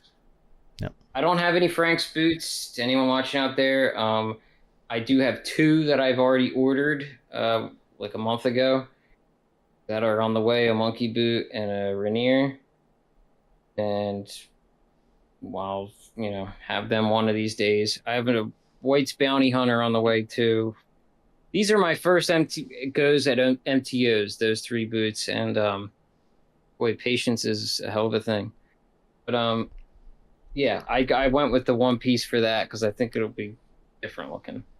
I always think when I think of the 1-piece counter X-Day, this is the first boot that comes to most people's mind, right? Yep. I go back and forth on whether I like a 1-piece or not. I always initially want to say, oh yeah, 1-piece looks nicer or more polished. But then maybe because I do so much contrast stitching, I end up deciding that I actually like not having the 1-piece better. I feel like it pops more. Well, oh yeah, 100%. You get double the amount of stitching. Right. I mean, I like it on a 6-inch boot. That's pretty much all they do it on, right? They don't do it on 8-inch boots. I mean, you could ask for it. I don't know why you would, but you could ask for it. I don't see any reason why they couldn't. I just don't know why you would. and I like that much more than I like this. And see, that's more You know, common just in that- heritage just that- bootmaking, where they do an internal counter cover and they do a single piece backstay. I hate that one piece backstay, like a what do they call it, semi dress, or Mhm. Alden does a lot of these. I don't Yeah. know. It just looks I'd plain. like it There's a on lot a of dress boot. blank canvas here. I'd like it on a dress boot, but that's it. Yeah. Geez, I guess I only got one left. We finally under that point. Drum roll, please. Well, you know, interesting one. I guess this is the most recent boot I got. So I kind of stayed in chronological order for the most part. There's the John Lofgren engineer boot in dark brown Shinky Hakaki. Shinki Hikaku. Yeah, Shinki Hikaku. It is Hikaku. It's an I at the end, so it's Hikaku though. Yep. That's how they say it. Maybe they just talk fast and I don't catch all the syllables, but Goodyear welted. Yep. It's I think the You know what, actual well- color from Shinki's called cognac, not dark brown, but I know Lofgren calls it dark brown. Yeah, you would think they would call it the right thing, right? I mean, it's stitched good. Big money boot. I always thought this outsole was neat. What's that? Your big money boot. Yeah, I know. That was a hard thing to wrestle with, the price of this fucking thing. So 8.5. my question is, go ahead. I'll wait. No, that's all I just said. 8.5 size. The question. That's a D. They only make one width of these. I don't think John Lofgren does extra widths. How do you feel about comparing that one to the Mr. Lou? Well, I would love to get the Mr. Lou with this leather. That's how I compare it. I mean, I do like. I miss my Mr. Lou's. I honestly wish I did maybe get them a half size bigger, 8.5. This boot doesn't. I mean, when you look at it, it has definition to it. I think. It looks pretty outlined and defined and stuff. But when you have it on the foot, it just feels a little plain. Like it doesn't feel like it has the same kind of contours or something. I don't know. The Mr. Lou is very stylized to me, and just even visual aesthetics. I think the Mr. Lou is just bang for the buck, like the best. I mean, engineer boot wise, it's probably my favorite, especially if you're considering the price. Like I don't see any other entry to engineer boots better than that. The Mr. Lou and I like the Boss 7500. I mean, it's the same last, both from Wesco. Yeah, I mean, boot is tempered. Yeah, Shinki's tough stuff. It's not for the faint of It's heart. fucking nuts. It's like knocking on wood. It sometimes it does feel like wood. Okay. But you're impressed with the leather, but you're not impressed with Lofgren. I'm not impressed with the shape necessarily of the last. The stitching, all they put it together nicely. It's just the actual shape of the boot just didn't seem like anything that special. And Mike, you told me it was a derby last. Yep. Yeah, That's why the heel shape is so strange. Like you see how it's got kind of like a weird clip that curves up into a shaft that just doesn't make the, like if you set your Mr. Lou next to it, you'll see what I mean. Mr. Lou runs like straight down. And that's what almost. it's supposed to do. This butts out here. Yeah. So it's got a clip that would be more reminiscent of a dress shoe, and that's why the shaft is kind of so galoshy and has no definition. Usually, an engineer will have curve in the shaft and go down. Yep. They call it narrowing the pipe in cowboy boots, but there's just none of that there. Yeah, galoshy. That was the great description of it. You just don't feel anything above your ankle. Oh yeah, that's the other thing. Huge factor. Is the shafts and instep area. I mean, it's not contoured enough to my foot. I mean, they just left a lot of space in here. Yeah. Whereas I love the tight like shaft area for the Mr. Lou, because you gotta really consider what pants you're wearing that day. Yep. It has to be boot cut. Has to be relaxed fit, no taper at all. Yeah, and I like slim taper because I have small calves, and on a regular pair of boots, it looks like I'm wearing fucking parachute pants just because I have chicken legs. And yeah, you will see that entire shaft through your pants on that 100%. Yeah, I mean, I can't even get the pant legs down on some of my pants, so that's something to contend with. It's just the leather. I mean, this counter, man, I don't know what the hell. It's just so nice. Is this more like of a shell region going on here? Yeah, it's probably getting either close to the shell region or close to the edge of the hide. Remember the pictures I sent you of it? The wrinkles and shinky that are really desirable are really close to the edges of the hide, and they're really close to the edges of the shell. Yeah, I mean, I've seen some of these where they're just riddled with honeycomb, and it's just a little distracting.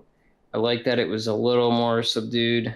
The browns usually aren't riddled with honeycomb, but God, are the blues, the blacks, and the greens riddled with honeycomb. I don't know if that's just those particular hides take those colors better or what.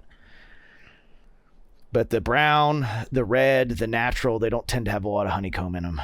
If you could even get those colors anymore. Shinkies basically become impossible to get since they're focusing so much on cordovan.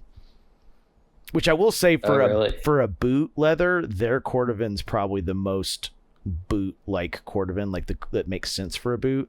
Horween's a little too stiff and a little too shiny, I think, for boots, and has a lot of weird break-in issues, whereas like the Shinky shell is tempered and finished, and I think what is much better for a boot. Then you can high shine it up yourself. Yeah. Mm-hmm. I can't wait to get some Shinky shell. It's definitely Shinky different. shell. Oh, is that what you did the Renavs in? Is the whiskey? Yeah, it's not written in stone yet, but that's kind of what we're deciding on, right? So I just love the definition that the way these kind of break in. Yeah. They make like really defined lumps, creases. Yep. You know what I mean? They're not. Well, they're really rolls. You know what I mean? But it just really, and it's firmly broken into that. You know what I mean? Yep, that's Shinky. I mean, my benzene's in the same color, exactly the same way. My floors are starting to get that way too. Yeah, it's really a lump more so than it is a roll.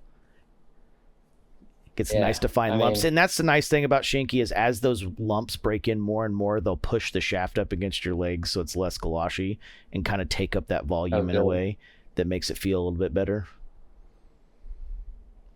Yeah. How do you feel about these outsoles?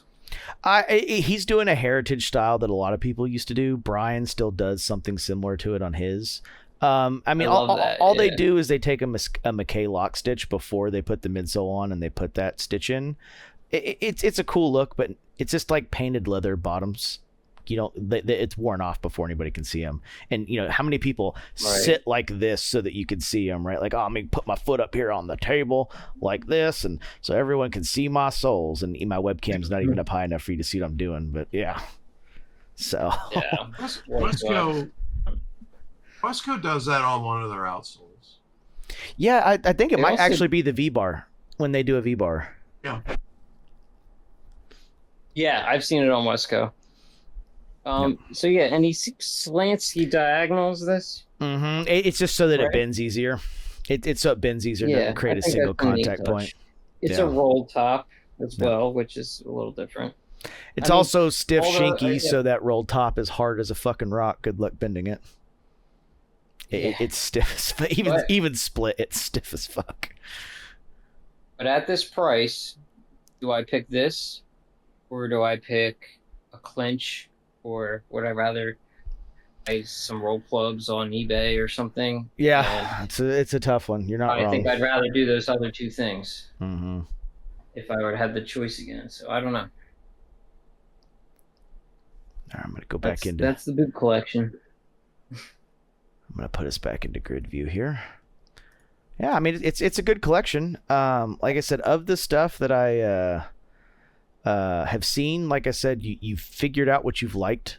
I think you've also figured out what you don't like, which I think is the hardest part, right? Because that's the painful point. When people figure out what they don't like, it tends to put them off of boots, and they tend to get out of it and not come back, right?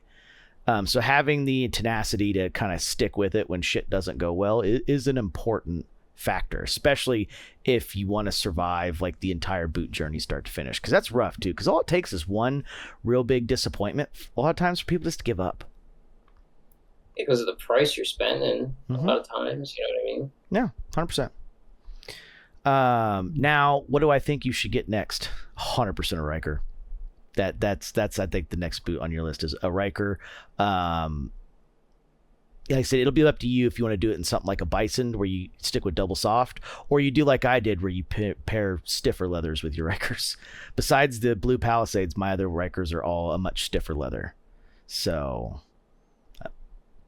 that one's up to you, but I think a Riker's the next big thing on the list, because you've got the Monkey and the Rainer coming already, so those are covered. Yeah, I mean, variety is definitely something I try to look for variety in every way I can, whether it's the outsole, the type of leather, the tannery, the boot itself. But I don't know. I don't really see many other avenues to go down except for these Indonesian brands. That's kind of like my new interest right now. I think I told both of you guys I ordered the Junkard monkey boot in a blue museum. Ricardo, Bourbon. yes, okay, I do remember that. Yeah, we talked about that. Oh, cool. Yeah, you're between the ricotta, the marbled blue and the marbled sienna. Yeah, the sienna. I thought was cool. It was the marble sienna, but the museum blue. That's right. Yep.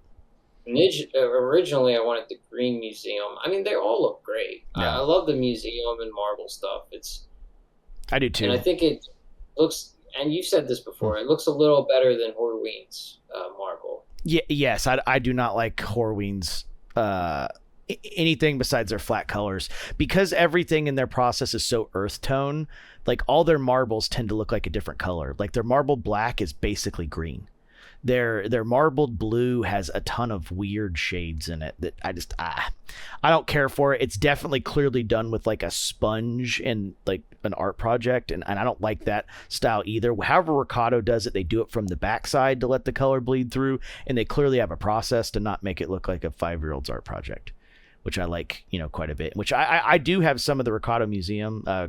Dennis from Custom Craft has 3 shells from me that'll get made into like a boondocker style boot at some point, which I think is kind of like perfect for shell. And then actually Gabbard has some Shinky shell from me for a Creosote 7 that I'll get at some point.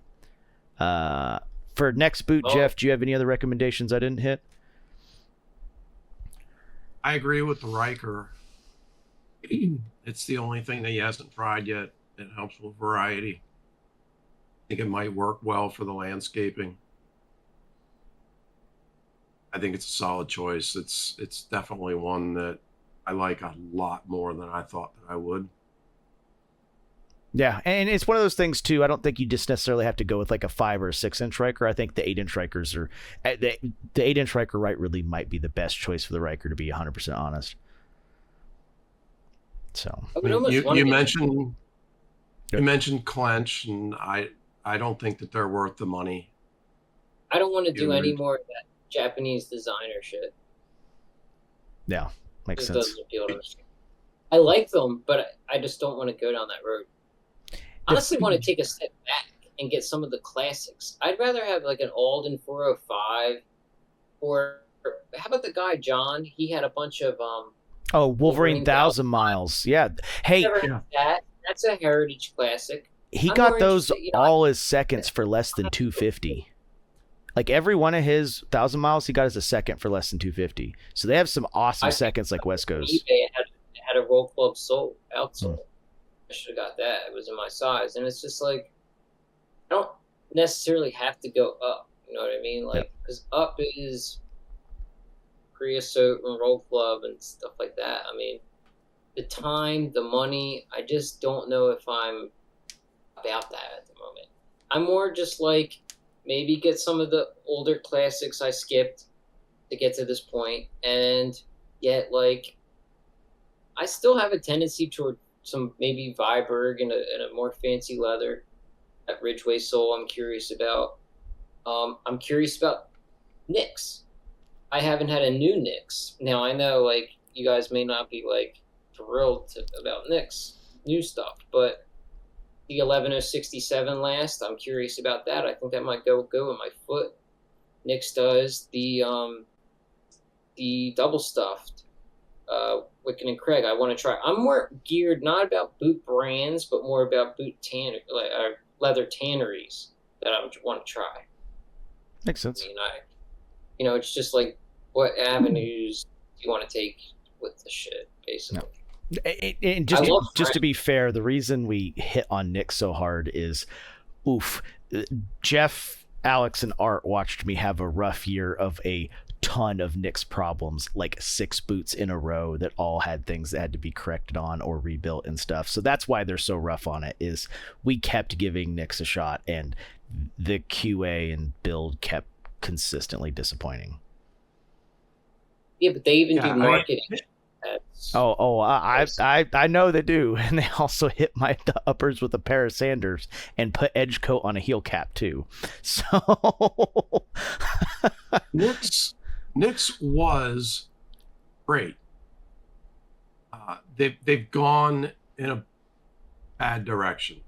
They're and sometimes there's things that get through that absolutely shouldn't. And there's no excuse for it. They're big enough that they should have less mistakes going through, but they seem to have more. The other problem that I'm having with them is that they're trying to move more in the direction of cookie cutter. They're trying to move towards like off the shelf boots. Ready to wear. I don't think you'll catch any of them admitting it, but I feel like that's where they'd like to be. I think they'd like to be getting like Red Wing and getting into retail stores, sitting on shelves. I think that's where they would ultimately like to be. Now, are there things they're doing right? Yeah. I mean, they're working hard on doing different styles, and they're using their buying power to be buying advantages that are custom to them. Yep. Maybe it means that nobody would make it otherwise, or maybe it just means they would make it for anybody if they were willing to buy that quantity. Nix is able to buy a big enough quantity to say, I want something different. I want this. And I absolutely applaud them for that. Them having doesn't a choke necessarily mean that I actually want any of those, but I definitely applaud them for offering tannages that you can't get anywhere else. What was your question, Tony? them having a chokehold on double stuff. Yeah, so you can kind of get it from Wicket and Craig. They don't want you to like put it on the internet. It is possible to order, but it's a giant pain. There's a lot of secrecy that goes in it. They're curious what you're going to do with it, where you're going to send it. I mean, all double stuff is instead of oiled Latigo that's done on the English bridle crusts, it's done on the harness crusts instead. And the way they go about doing that waxes and oils, they could do the lighter colors that they really can't do with the oiled Latigo or oiled Latigo, however you want to say it. There is a test natural oiled Latigo they've been working on for a while that's a really amber color that maybe people might be able to get a hold of, that's kind of been floating around. I know they've done an olive oiled Latigo for Bordeaux. Andres from Bordeaux ordered a bunch, so he got olive oiled Latigo. Which no one else has gotten so far, and just because he was willing to order enough of it. So the options are there if you're willing to order a ton of it, right? You're seeing them get a lot of Galloon that only like Truman's getting at the moment because they'll order a ton of it. Galloon has a weird way that they sell their horse rump where you have to buy A and B grade hides together to get the $10.99 a square foot. If you want just A, it's $17.99 a square foot, which is more than shinky. White's just a Galloon though, right? Yep. Well, once again, White's ton of buying power. So I would like to see a Latigo in a double. Vibrator's going though. Yep. Yep, they've done some of the Galloon calf and stuff. It's mostly the horse rump's mostly been purchased by Truman at the moment, Truman and Caswell. But Caswell gets some concessions because Kevin was one of the first to really showcase his stuff. So basically, AF Galloon went out of business. And Ed did a different job for years, and then he decided to start tanning stuff again. And most of their tannages go through law processes, which is why that horse rump looks so much like law bison. It's going through law processes, including soaking the hides in dill, which is something that really only law does. Oh, interesting. Dude, I don't know how you know stuff like that. Industry contacts, people we can talk to. So interesting. No. Yeah, I mean, I'm very on the fence about any of those newer stuff. Caswell, what's that one? Blackbeard. That Blackbird. That's Indian, so that's made in India. Okay, but even the more Truman, I don't know if I really want to go down that road. I don't think. They only have like two shapes, and I don't think three lasts, and they're flat. Yeah, like what am I gonna do with that? I don't think any of them. See, that's why I love whites. It's not just the heritage aspect and the history. It's the last. I think they just make good patterns. I think the patterns look good. I don't want Parkhurst. I don't want most of these brands just do service boots anyway. These Oak Street. I mean. I don't want another Oak Street boot ever again.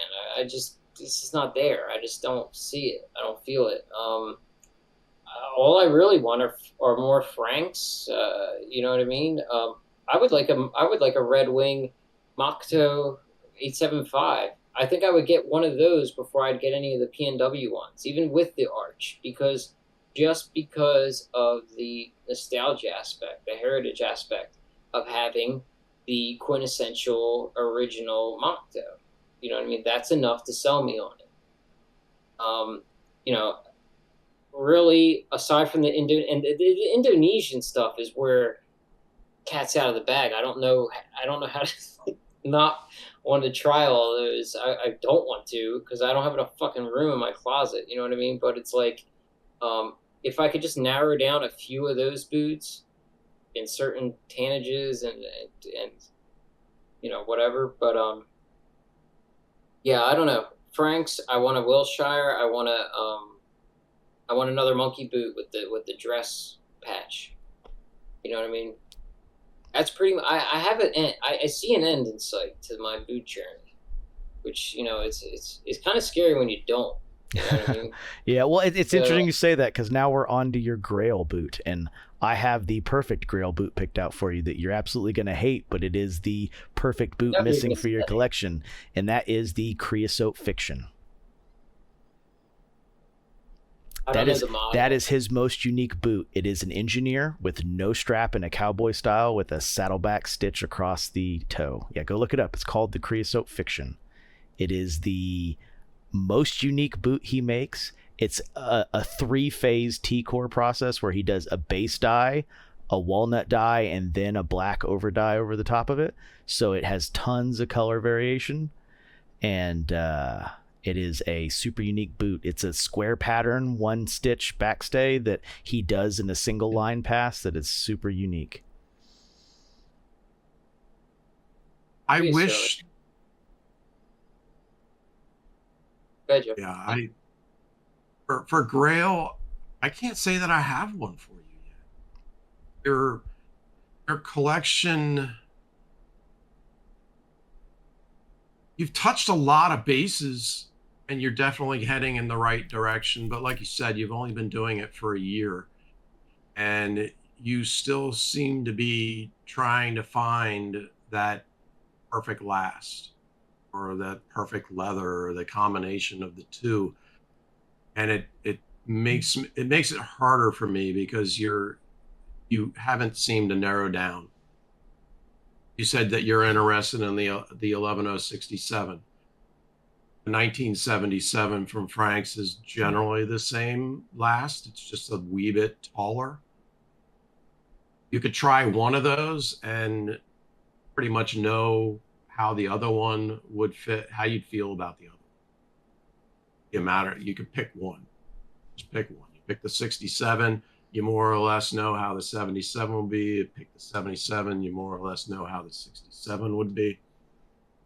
And you haven't touched on either one of those bases yet, but you have touched on the arch because it's got the same arch as the 4811 and the 55. I would say no to the Brian the Bootmaker that you mentioned for the same reasons that I would say no to the Lofgren that you picked. What? Will Brian do arch if you want it? No, not in the same way. He uses lasts that he's developed that are based off the old Chippewa last to go with the Chippewa patterns. So they're not quite the same. You'll have some of the arch feeling from the heel height, but it's not the same thing. He uses steel shanks.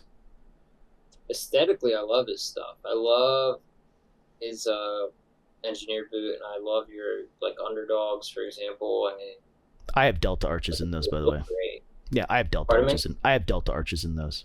I have the half cell right. delta arches in them to give them some arch. But I can only do that because I have the Cuban heel on it, which is a taller heel. The heel that normally comes with the underdog, I don't know if you could get a delta arch in correctly. It'd feel weird. You'd like feel like you're leaning backwards. You don't have the you appreciate the arch, but you don't necessarily need the arch. That also relates to my inability. Because when you don't need that arch, it opens up a lot more choices. Not only do you not need the arch, but you don't need the width either. You've got a normal to a narrow width. That's a big And one. so that makes what's available to you pretty wide. You could go with a lot of off-the-shelf boots. Because I don't need the arch doesn't mean I don't really appreciate it and want it. I have a high arch foot. If I put my foot in the sand, the middle part, nothing going to be on the ground. It's just going to be a little line on the very edge. You know what I mean? Like I have a high arch, for my foot, for how bony my foot is. My instep is high because of my high arch. But like, it is a thing I really like. I mean, that's why I love the Julian boots.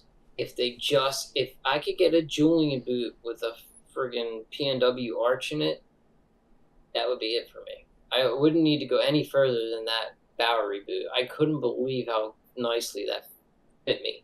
I did a video on it. And it's a first-hand video, first impressions, and I'm just like over and over again saying like, holy shit, like wow, this feels really good. I mean, it fits me great. To go to something like now, how does that improve? How do I get better from there? Because that guy didn't make that boot for me, but it fits me that good.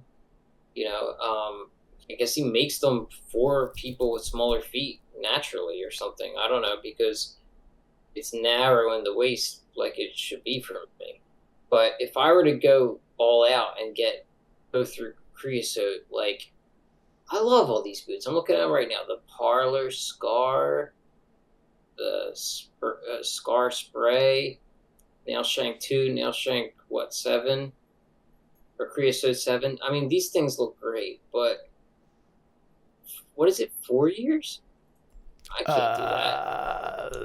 I think it's 48 months, something like that. Yeah, you had to get into it early. Like I said, this is why I call it a Grail boot, but nobody makes anything like the Fiction.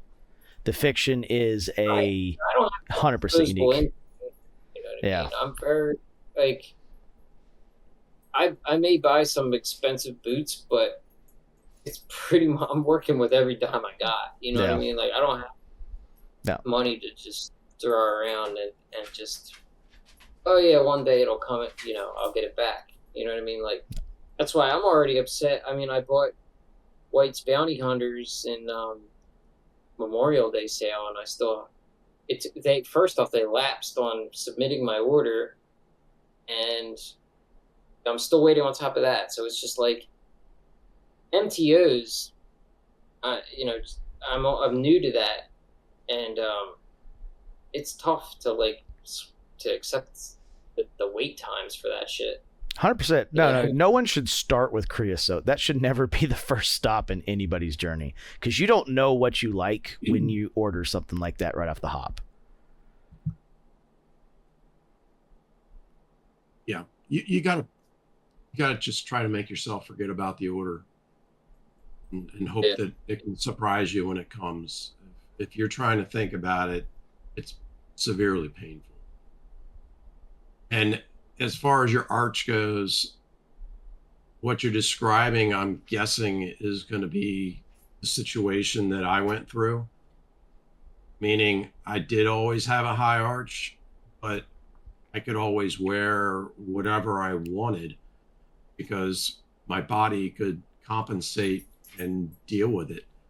And as I've aged, my arch hasn't wanted to stay up anymore on its own. So when I do any serious walking, it tries to flatten itself and stretch out and causes a ton of pain. It hurts the middle of your foot. Yeah, when I was, if this is the arch, when I was younger, I could wear a boot that was here and my arch could be here and my body would still keep its arch up and it wouldn't hurt and everything would be fine. Mm-hmm. But nowadays, my arch doesn't want to stay up here on its own. So when I wear a flat boot, my arch will stretch. That's a muscle. And that muscle falls down. It gets stretched out at the ends and falls down. And once it's stretched, it's unhappy.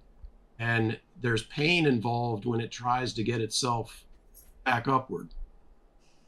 So by buying an arched boot, it helps it to stay up where I want it. Yeah. Also, instead of the bands staying together like they're supposed to, when it flattens out, they go like this, and it gives you plantar fasciitis where it stretches that plantar band out, which is done by bringing it back up and letting it relax and come back together.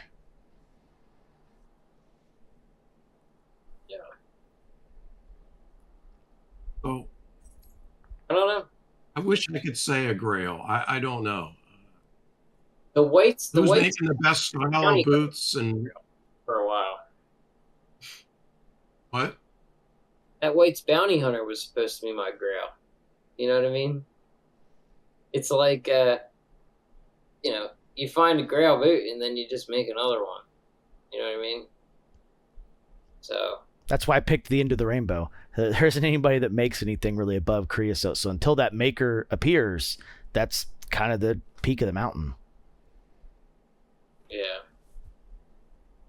Then again, you like these Flora. I mean, you're willing to branch out to. See, I'm not a cowboy boot anything remotely. I mean, Jeff, you have the what's it called kind of boots? Fries, they're the harness. Harness boots. Harness boots. I think harness boots are kind of cool. you know, they're because they still like lean a little more motorcycle-esque. You know what I mean? But Yeah. like once it gets to cowboy, I think they look neat. I just wouldn't want to wear them. You know what I mean? It's just, you know, I'm not the kind of person to put a boot on a shelf and look at it. You know what I mean? If I'm buying something, I'm using it. You know what I mean? I don't buy anything just to put it on a shelf. So I have no use for cowboy boot type stuff, and that's a lot of the more bespoke-ish and or made to measure route you could go, right? Yep. So I'm hitting a wall, you know what I Yeah. mean? But like, had I not discovered your channel and like a full grain podcast, I would have hit that wall long before. You know what I Yeah. mean? Because Weston Roseanneville, that only took me so far. You know what I mean? Now watching like Dale, that took me to it. He's everywhere though. You know what I mean? Yes. He covers a lot of stuff, and he's not like, he doesn't like do super deep dives like, but he covers a lot. You know what I mean? Then when I found almost vintage style, you know what I mean, and Trinity, Jimmy. Yep. Yeah, Trinity Handmade. He used to be nerding with boots. Yep. Who's Man Cave Plug? What's that guy's name? I can't remember his name, but I know who you're talking about. Yeah, the older guy. I Yep. mean, once I found those guys, I got really into engineer stuff. You know what I mean? Self Edge, that's another guy who's does engineer stuff. So it's like some of the avenues I go down are because of the channels I find too. Mhm. You know what I mean? Everything has Cowboy boots have a connotation. They have a feeling. They evoke opinions and thoughts out of you and your character and who you think that you are. So sometimes naming something different completely changes the way that you feel about it. like roper boots. Meaning that You call it a roper I don't boot. have any to show you. No. What? He's talking about roper boots What? and how roper boots kind of take it away from a cowboy. Even though it's a cowboy boot, it makes people think of like a, farmhand slip-on shit kicker, not so much cowboy boot. But it really is still a cowboy boot. Right. If you take those Lofgrens that you have and you take the buckle off of it and you put your pant leg down over it and you start walking around in front of a mirror, it's a fucking cowboy boot. It's not what you're thinking of a cowboy boot, and it certainly doesn't have all the decorations going up the shaft, which is hidden by your pants. But from your pant leg down without the buckle, it's a cowboy boot. What is It that is. giving me, though? What is that giving me? If it's not fulfilling my aesthetic thing, what's it giving me? An ostrich, a boot that's like maybe with an ostrich or something? I'm not you like. can get a pair of I Franks think, with like, ostrich too. I mean, that's possible. yeah. And like, I think exotic stuff's interesting, but like to me, it doesn't really go further than like I think kudu's. I like kudu, and maybe like I know Mike kind of directed me away from this, but I thought shark was really interesting. That's about it. I mean, Jeff, what you were saying about stingray sounds interesting. About like its abrasive qualities or Oh, whatever. it's super abrasive. Yeah, I mean, it's interesting, but I don't know if I really want to reach out and like get a boot for that. You know what I mean? Like, who do I would get? Yeah. Well, and actually, one of the cowboy boots that I'm in line for with Flora is going to be a kudu vamp. So that is something you could do. I mean, the biggest difference in cowboy boots is it's a completely different style last. My Flora boots are not we call it high arch, but the 4811, the 1977, the 55, these are all technically medium arch in the last world. My Flora boots are much higher arch than that. And That's what I want. And it's it's a narrower toe. So she's elongated them to make the toe narrow, but it's actually a higher arch. That's what I want to get. I want to get a boot that has really high arch. But how do you get that without it being like super high heeled? You don't. You don't. Part of the heel height is some of that. You can eat some of the heel height with toe springs. So that's what Flora did for me. So it's supposed to be a 2-inch heel, and to get it down to 1.1 3/4 that I like, which is what a Frank's is, she added more toe spring to eat some of that heel height. Okay. Yeah, I mean, that's the only thing that really like appeals. Because you're saying, oh, well, you're willing to go with a boot that's one way or the other, if it has arch or not. I am, but I'm not. Like, I do want arch, and I want it like more than what I already got. You know what I mean? Because with all these boots, their leather arches, eventually they kind of start to flatten out a little bit. Like, the kind of foot that I have, I could have arch like 100%, and it's like when I get a boot brand new and it has arch like that, I'm like loving it. Some people are like, "Oh, it feels like a roll of quarters." Like, I'm not bitching at all. I enjoy that feeling. 100%. I'm in the same boat. I don't feel the arch. Even new break-ins that a lot of people have trouble with, I don't really feel it. It jives well with me. The only arch I've felt arch where it's like, man, this is a little bit of arch that has to be broken in, is my Floras. Yeah, and the only thing that was like that for me was those Knicks Packers, and that's the highest arch thing I have is 5332, and that was also my first time with any kind of arch, so that's why it may have been the most jarring for me. Well, the heel extra heel height on the Packer gives you a perception of a little bit more arch, even though the piece is still the same size. I don't mind high heel because I'm short in height, so I'm okay with the actual height of it. I just want to be able to disguise it a bit or something. You know what I mean? I don't want to look like I'm walking around with fucking high heels. You know what I mean? So it's like, I know you have a dogger boot and all, and that kind of makes it more subtle, but I don't know. The more heel you have, just the more likely you're looking like a platform cowboy shoe. boot. Yeah. Unless I have a lug sole, which a lug sole gives me some height on its own. Yep. You know what I mean? That's why I'm very partial to lug soles. I like that a lot. I didn't say that before, but I like Hunter lug a lot. The other way that you can hide it is to get more of a boot cut jean. If you get a wider boot opening, it hides more of the boot and can hide part of the heel. Yeah. So, and the other thing too is I am in the Midwest. So me and Jeff do talk about this a lot. I'm in the Midwest, so the styling here is a little different. There's people who wear regular cowboy boots too that people walk up and is like, that's a girly heel, and they're going to knock out all your teeth. And there ain't going to be nothing you can do to stop them because these are manly men. Yeah, it's more acceptable where you're at. We're on the East Coast. You know, me and Jeff are pretty close to each other, right on the east. I'm literally on the Eastern Shore, 10 minutes from Atlantic Ocean. You know what I mean? It's just, when I grew up in Philadelphia, people aren't wearing boots like, people aren't wearing that shit. That's why I didn't know anything about this stuff growing up. That's why it's such a whole new world to me. Yeah. You know, had I grown up in Pacific Northwest, maybe it'd be different. You know.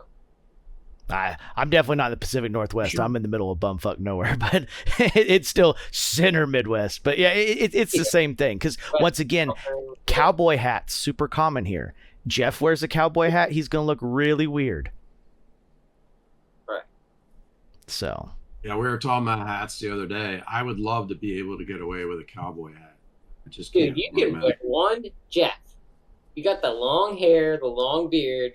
You get a black cowboy hat and a black button-down shirt. You're gonna look like a rock star or something, man. I'm trying to talk myself into it. Now, I do have like the.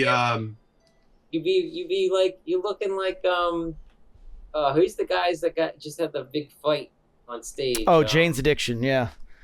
You're looking like Dave Navarro or something, you know what I mean? With the black cowboy hat and the all black hair and shit.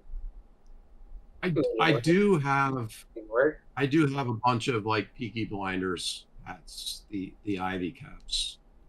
Yeah, it's got to be like boy caps. It's got to be like borderline, like doesn't know if it wants to be a fedora or a cowboy hat. Yeah, and there's a crease for that. I'll send you a picture later, but there's a specific crease that does exactly what you're talking about. So. Yeah, what's the other name for that shit? The Peaky Blinder? Yeah, what's an old school name for hats? Begins with a B. Derby? Derby? No, that's a D. I mean, I know the Peaky Blinders is the Irish Brawler is what they used to call them around here. Derby.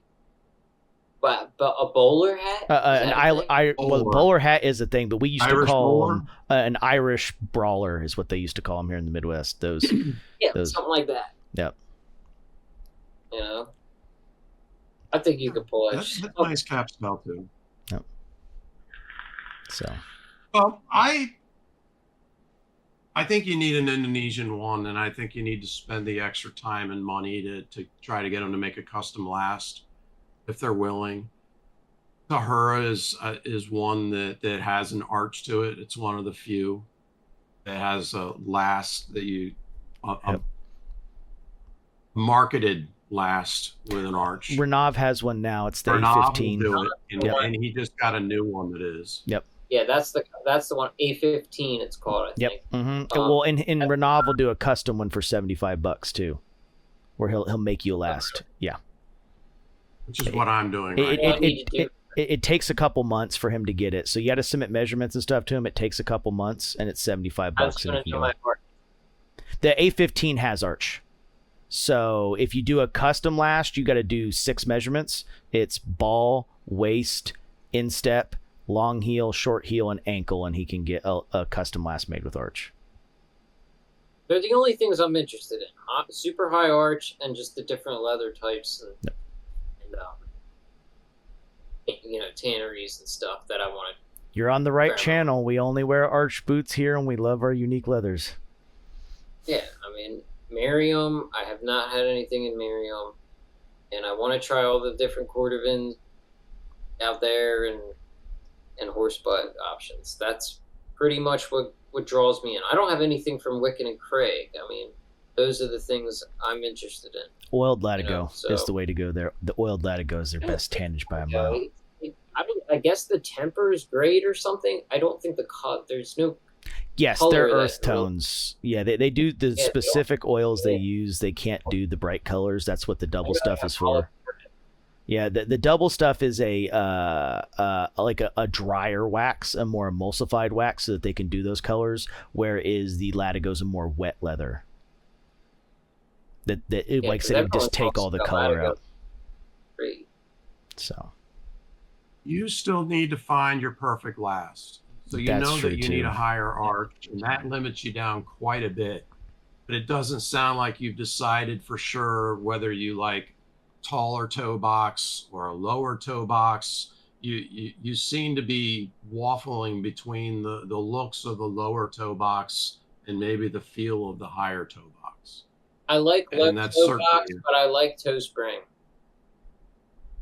Yeah, well, and I think the only person that really does that's Creosote. He's the only guy that will do a large toe spring with a really low volume toe box. Yeah, he definitely can do that. Shit. I think Renav and Tahura would probably help you in that respect. I've never talked to Tahura. I've only talked to Junkard, Renav, and Imperium so far. I think Imperium does interesting looking stuff. I hear their success rate isn't good, apparently. Yeah, I know I've had some issues, and I'm not the only person. They make nice looking stuff. Yep. I mean, the guy I sold my Imperiums to loves them. Really? Okay. Yep. His name's David. And you guys have weird foot sizes, too. Mm-hmm. I mean, he made boots that fit.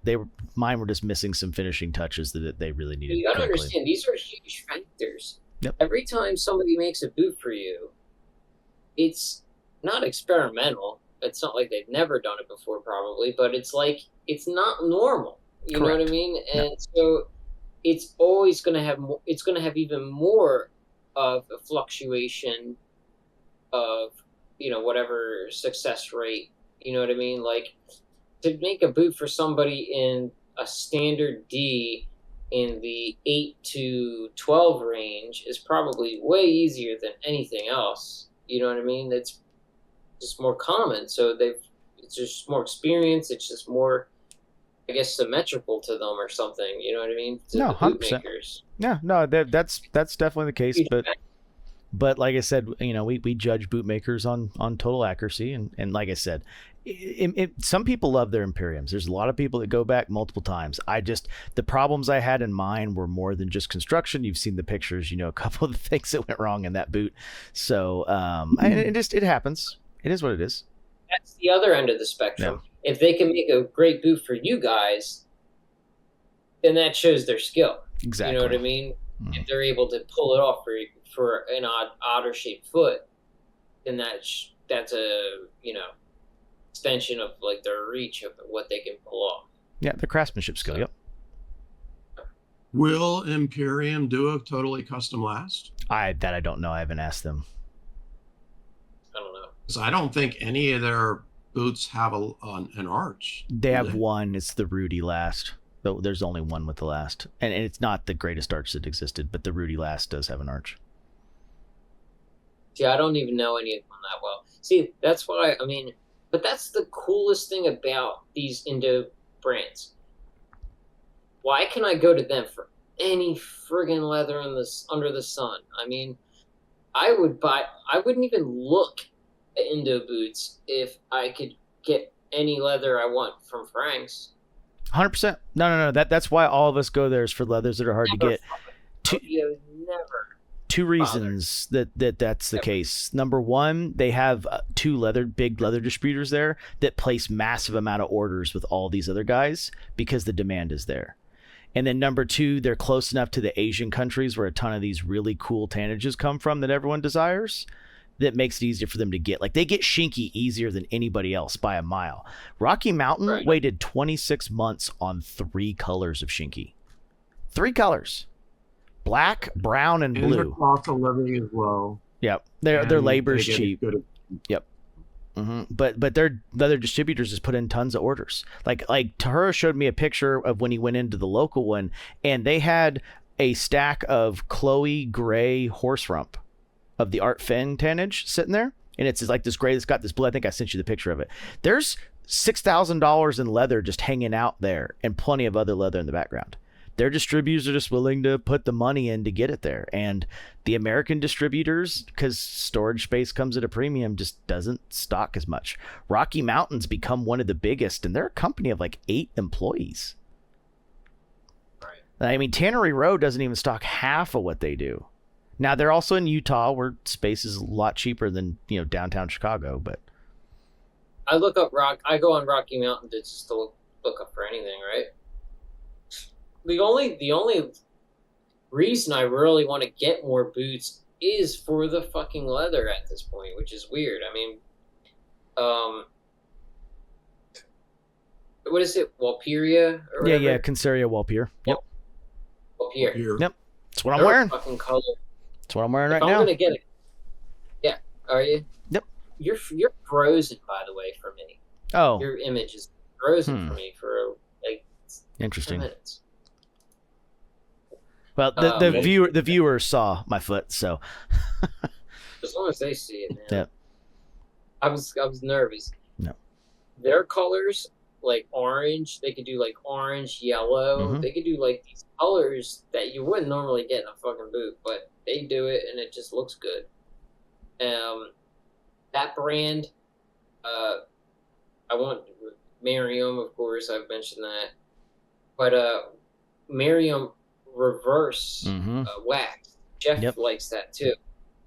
I want to see more of that. I never see that except from what you have. Yep. And I think that looks great. Feels great too on the foot. Which I would love. You know what I mean? It's like I more like start to break this down by tannage. I want Shinky shell. You know what I mean? About it. I mean, like, nobody does. Who does kudu besides CF Stead? I think there may be a couple European tanneries, but it's mostly CF Stead. I've seen unbranded kudu. Yeah, and it's hard to know because the other crappy part is every now and then you'll see something like American Bison, and it's like looking at it, I can tell if it's Law or Seidel, but like these bootmakers have deals for these like unique prices that they're not allowed to name the tannery because they got it at a reduced rate so that they can't use it as a means to sell their boots for more money or whatever.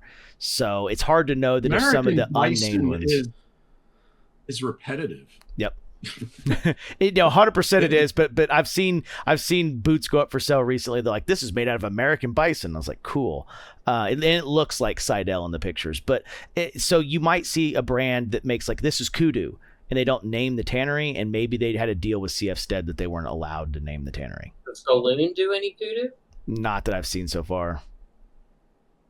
Yeah, I would like that. You know what I mean? Something different. You guys don't, and you don't fuck with Toscana, right? Because they do the fish. Yeah. No. JFJ Baker's oak bark tan also uses fish oil and shit, and you don't want that because the second it gets wet, that fish oil is released and you can smell Herman it. Oaks doesn't use that, right? Nope. Herman Oak is veg tan. It's not even oak bark tanned. It's just oak tanned. There hasn't been an oak bark tanned U.S. maker since 1972.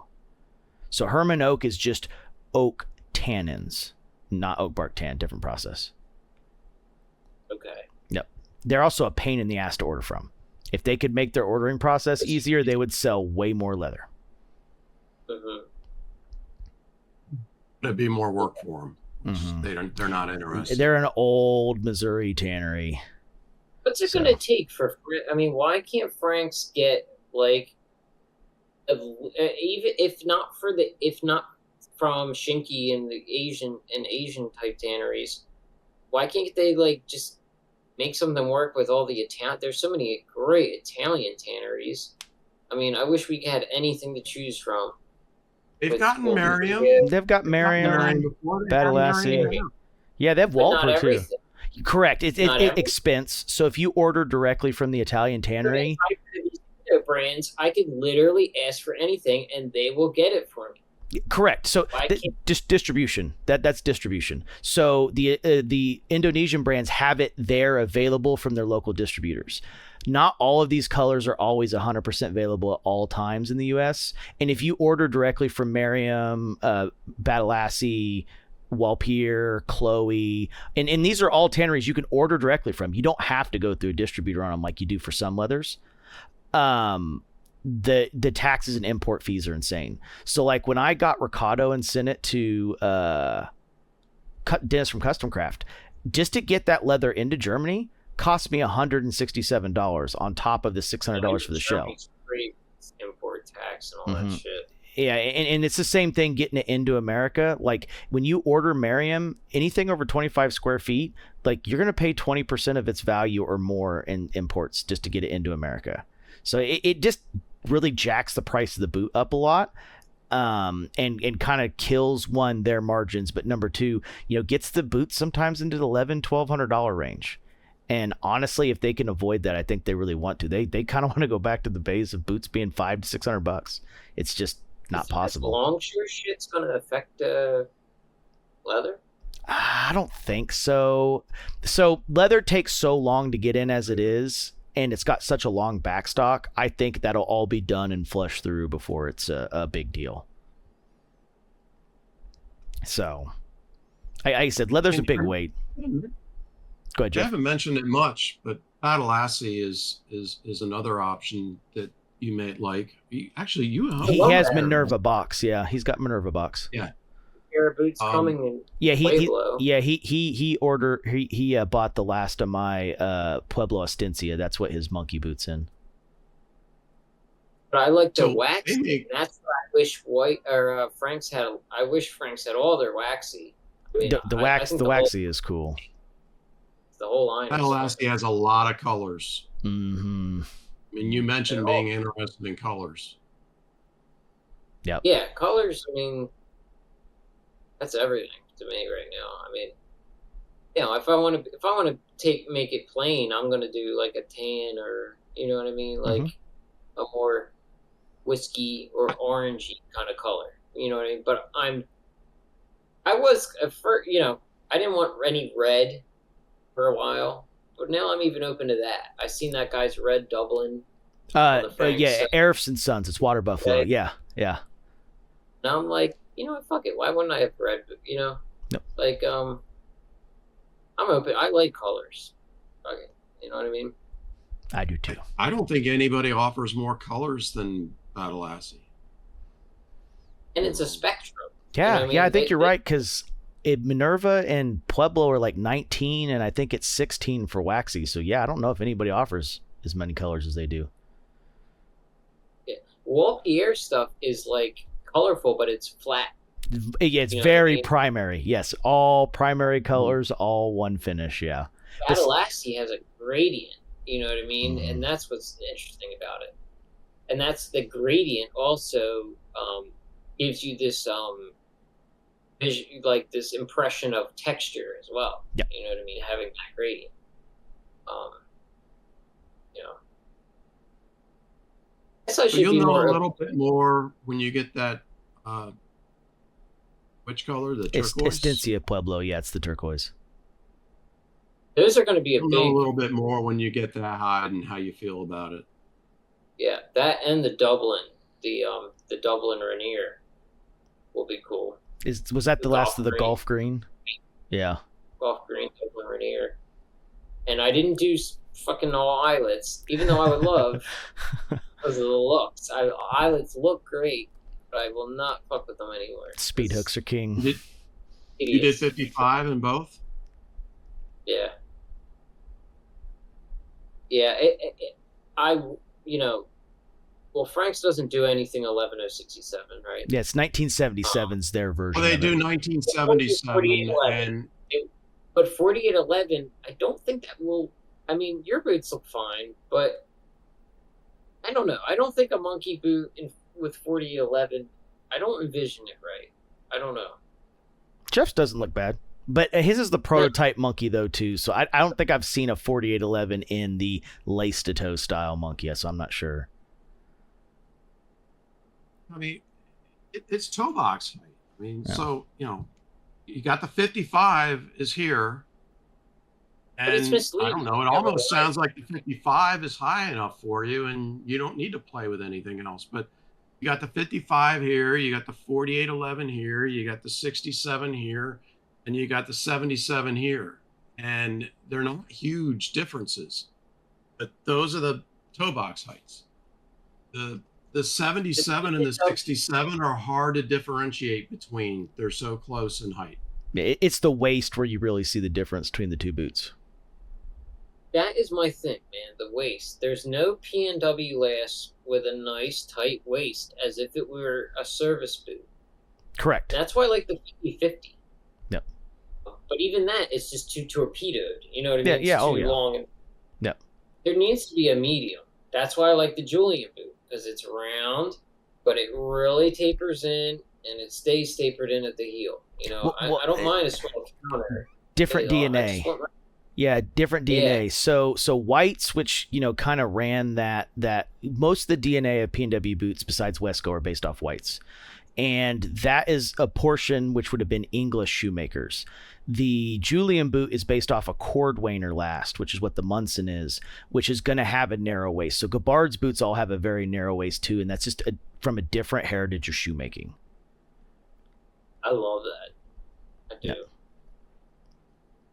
So, and I just related it to who it's made for. You know what I mean? Like if it's a P&W boot, generally by tradition, it's made for some burly ass fucking blue collar worker. You know what I mean? That has a bigger foot. That's not going to be a defined tapered foot. You know what I mean? I don't know if there's anything to that, but that's the way I looked at it. Whereas like Julian boots is more of like a blasé. It changes the heel construction. So to do a nice tight narrow waist, you need a clip that locks your heel in. The P&Ws do a floating heel, so the waist has to be anatomical because your heel's not supposed to make contact with the edges at all times in a floating heel. Whereas when you have a nice tight waist, you need something as a clip to stop your heel from going up because the waist grabs. So that's why the Julian boot has more articulation to the back of it than your other boots, is because they're doing a clip style where the clip rotates around your Achilles and locks it in and holds it down. So, and classifying burly is a little bit weird, because whether you're burly or not, to an extent depends on what you put yourself through, and your foot doesn't necessarily change depending on what you put yourself through.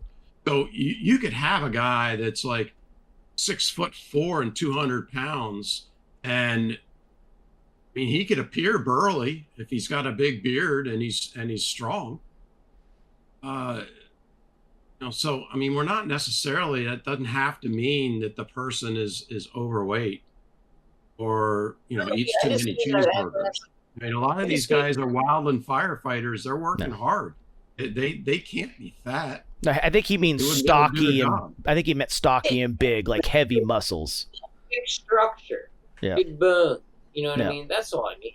Burly just means like a strong thing. I don't mean like flabby. You know what I mean? That doesn't have to mean that their feet are any bigger. Usually, I mean, if you got a big frame, your foot's going to accommodate that. I mean, that part is true. That could be a thing. I don't know if that necessarily means more like width, but it definitely means more arch and instep 100%. Because the bigger you are, the more likely you're to have a stronger, more pronounced arch just to carry and balance the weight. So yeah, I mean, there's parts that do definitely track. But telling you, man, creosote fiction, that's your grail boot. You just gotta put the order in and save the money, get ready for it, put the order in, and just close your eyes, and 4 years will be here before you know it. I don't know. I just need my light colored Renav engineer right now. It's baby steps. That's it. It's baby steps. You don't start with creosote. I didn't start with creosote. One of my biggest regrets, and I talked about in that video, is I knew MYG Handmade when it was just the Drifter series, before even the nail shank came out in 2018, and the boots were between 575 and 600 at that time, and I couldn't put myself to it at that point. I was still on the fence about if this boot thing was going to work, blah blah blah. And here we are, and I've ordered a bunch of pairs later at 4 times the price. It's just how it goes. I mean, I'm 2 years into my fiction weight. Would I like the boot tomorrow? Sure, but when they get here, I'll be really fucking surprised, and it'll be a good day. Yeah. I'll be 2 years in December, actually, I should say, because I ordered them when they came out, and they came out in December. But we're getting close to 2 years. So you're getting closer. You're getting closer to finding your perfect leathers, and maybe you'll fall in love with that Pueblo when you get it. That would help you out quite a bit. And then you need to find your perfect glass. And it sounds like you're getting there. It sounds like you're kind of thinking the 55 is right. You've mentioned the 66 or the 67, but from what you're telling me, it sounds like you don't want a toe box that high. I don't like a tall toe box, but because the 11067 is supposed to make it more narrow in certain areas, that appeals to me. Yeah, give it a shot. If it works, it works. If it don't, it don't. You can change your width. You Yeah. can change your width for that. Yeah, that would help a little bit. I don't know how. I don't want to give out any sizing advice in the 11067 because that's a different last. I asked Brandon Baker personally if I could change my widths for, do combination length or whatever, and I don't know. It sounds like a big ordeal. It is a big ordeal. So their combination lasts are a little different. You'd have to custom order a last to do a true combination, which is toe, waist, and heel combo. Mm-hmm. So basically the change that you're getting, they tried to keep it simple for themselves because one of the main measurements is measuring all the way around your foot at about this point. So they're doing a measuring tape going all the way around this boot.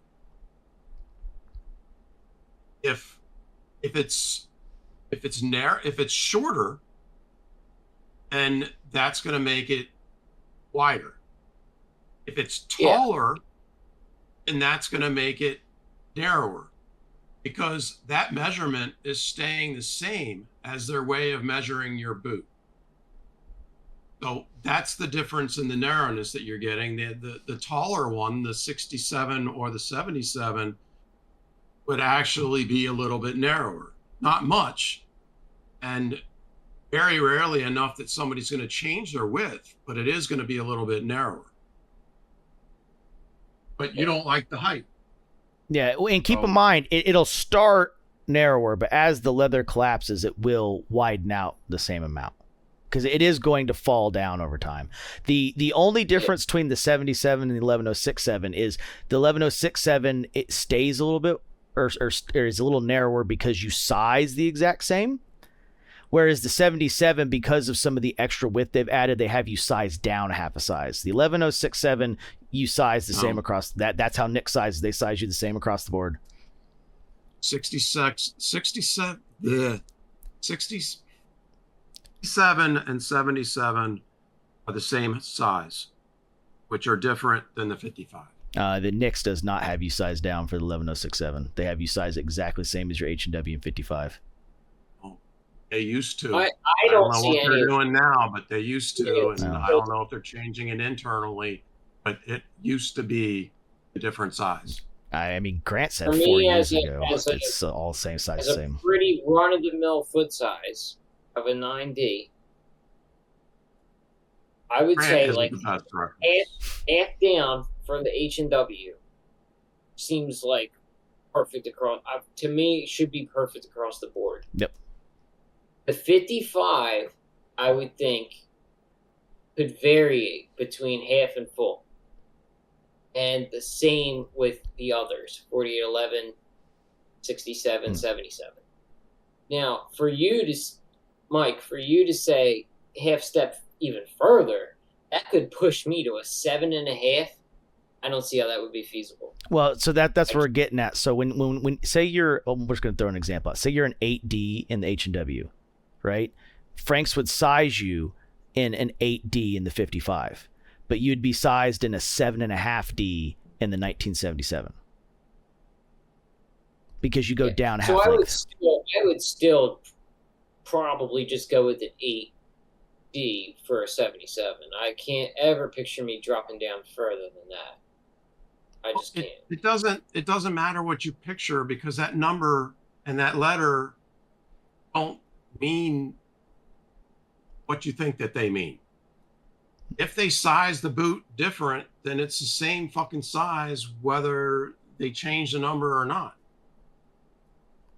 So using my left foot, because my right foot is a half size smaller, my left foot in a 55 is a 10. My left foot in a 77 is a 9.5. They fit the same. They don't fit any smaller. I'm not walking around thinking, oh my God, this is only a 9.5. It's a smaller boot. It's the same size boot. The last is made in a way where Different though? Yeah, it's because How does- it's because of the sprung toe. You can really take someone from a 9D Brannock and put them in a 7.5. I just used an think example. I just used an example. I don't know if that's your actual 77 size. I just used 8D as an out loud example. That's how they would be sized in those. If you're an 8.5 or whatever the size is, that's the same. But whatever your 55 correct size is, the 77 is an extra half length down because same heel height, sprung toe, it bananas up, so your foot is going to shrink in a little bit. So to have the flex points be at the right point, they take it down a half a size so that your foot curls up into the sprung toe correctly, because you will slowly curl that toe up a little bit more and eat up the extra space, but your ball will be too far backwards if you do a 1977 in the same size as 55. Yeah, I get that. Jeff, you have boots in both 77 and 4811, correct? Yes. And are they both the same size? No. They're not? The 77 smaller? 4811 is sized like a 55. 77 and the 67, for that matter, are sized The same. larger so that you need a half size smaller. number. Okay. It's just I the way felt that, like it's the way that the lasts work out. And Mhm. I'm totally, as I sit here right now, completely shocked at what Mike is saying. Something has changed at Nick's, or Mike's wrong. Because I know for a fact when Frank owned Nick's, it was a half size difference. And when Frank made that 67 last, or that 77 last, Frank went to the last manufacturer, the same exact last manufacturer, and he said, I used to have that 67 when I owned Nick's. I'm going to make it a little bit better. These are the adjustments from the 67 that I want to make to the 77 to make it a better last. So they are very similar because that's what Frank started with.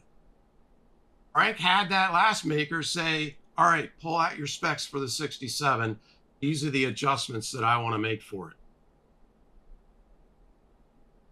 They're more or less the same last. Did the 67 has the 67 been around for a long time before Frank came around? It was, I think it was designed Is before that he an showed original up. Nick last from fucking Nick? Yes, Nick himself. Yeah, yeah. No, well, the 55 was his original, and then he created the Nick 60. made the 55? No, he did not make the 55. The 55 goes back to the 1930s in Vining and Jones. Okay, that's what But The Nick original- did the develop original the Nick- 67. Yeah, the original Nick worked for White's.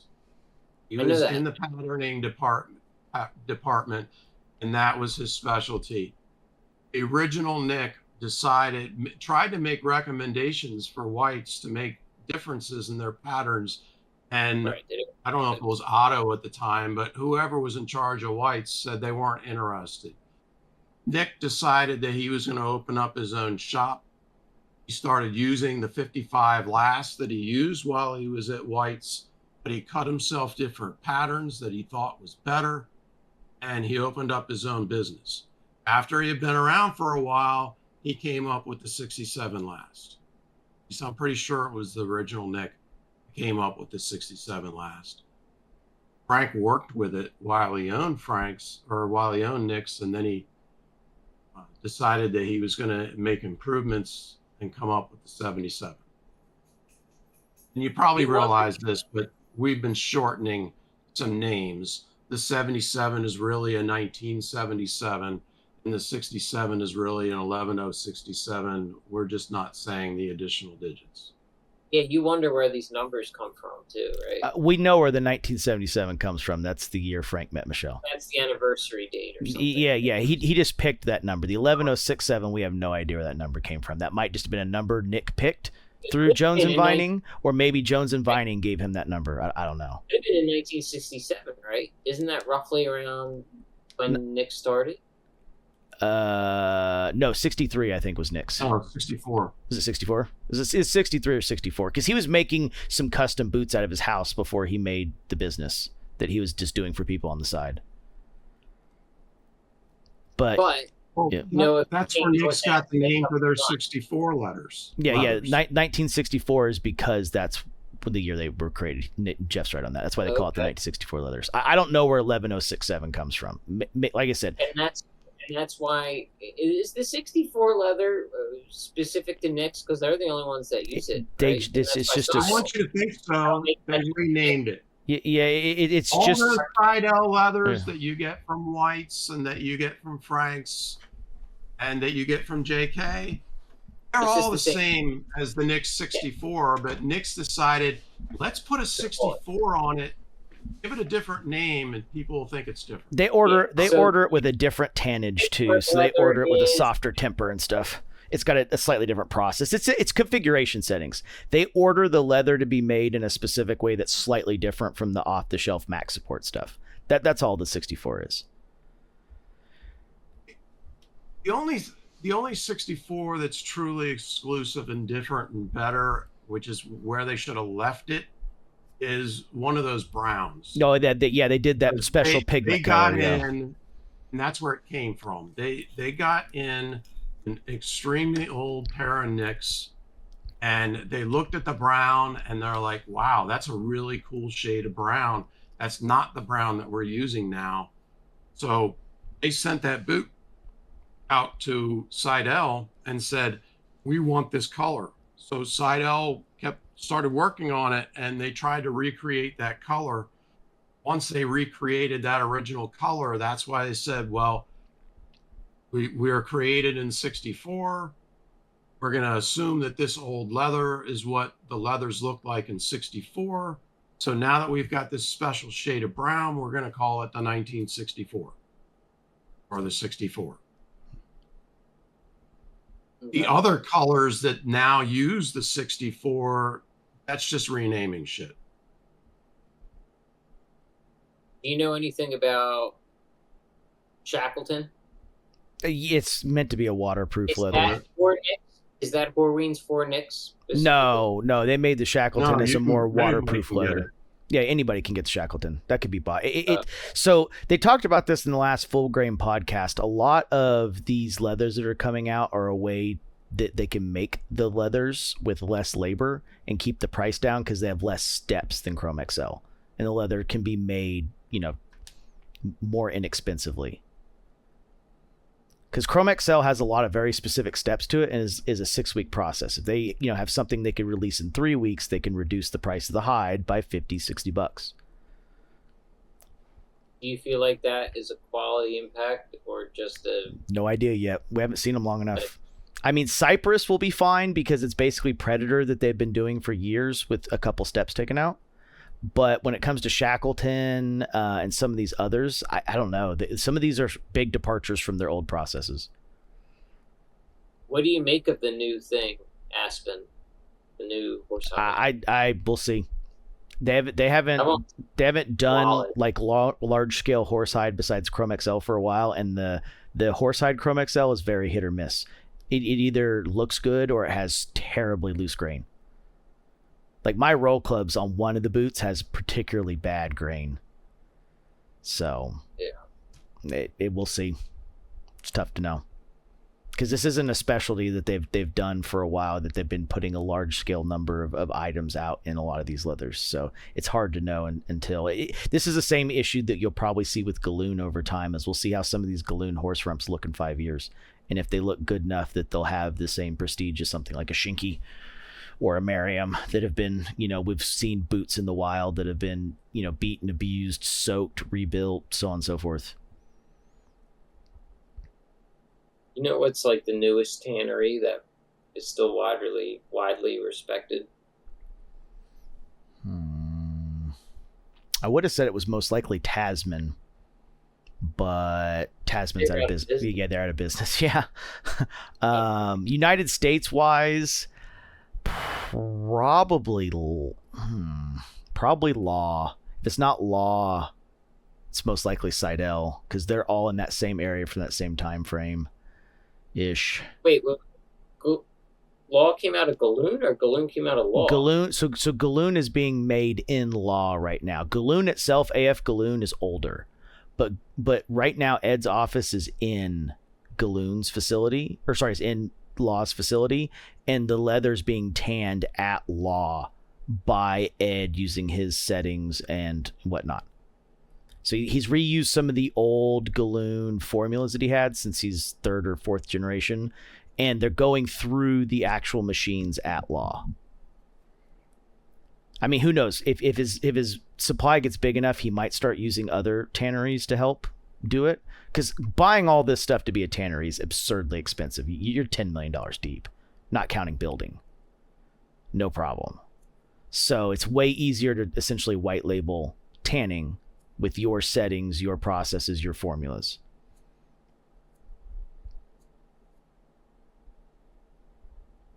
So, wow. We had a long fucking episode, huh? Yeah, I was noticing that. We're getting up there. 245, I guess. 248. Yep.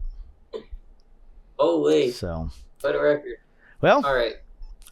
Like, comment, subscribe. Let us know what you think of this one. Like I said, this is the 3rd style of the collection video. Obviously, this isn't one that everyone's going to have the equipment to be able to do. So this one's probably going to be more rare based on just the equipment and skills that, you know, whoever submits their collection has available.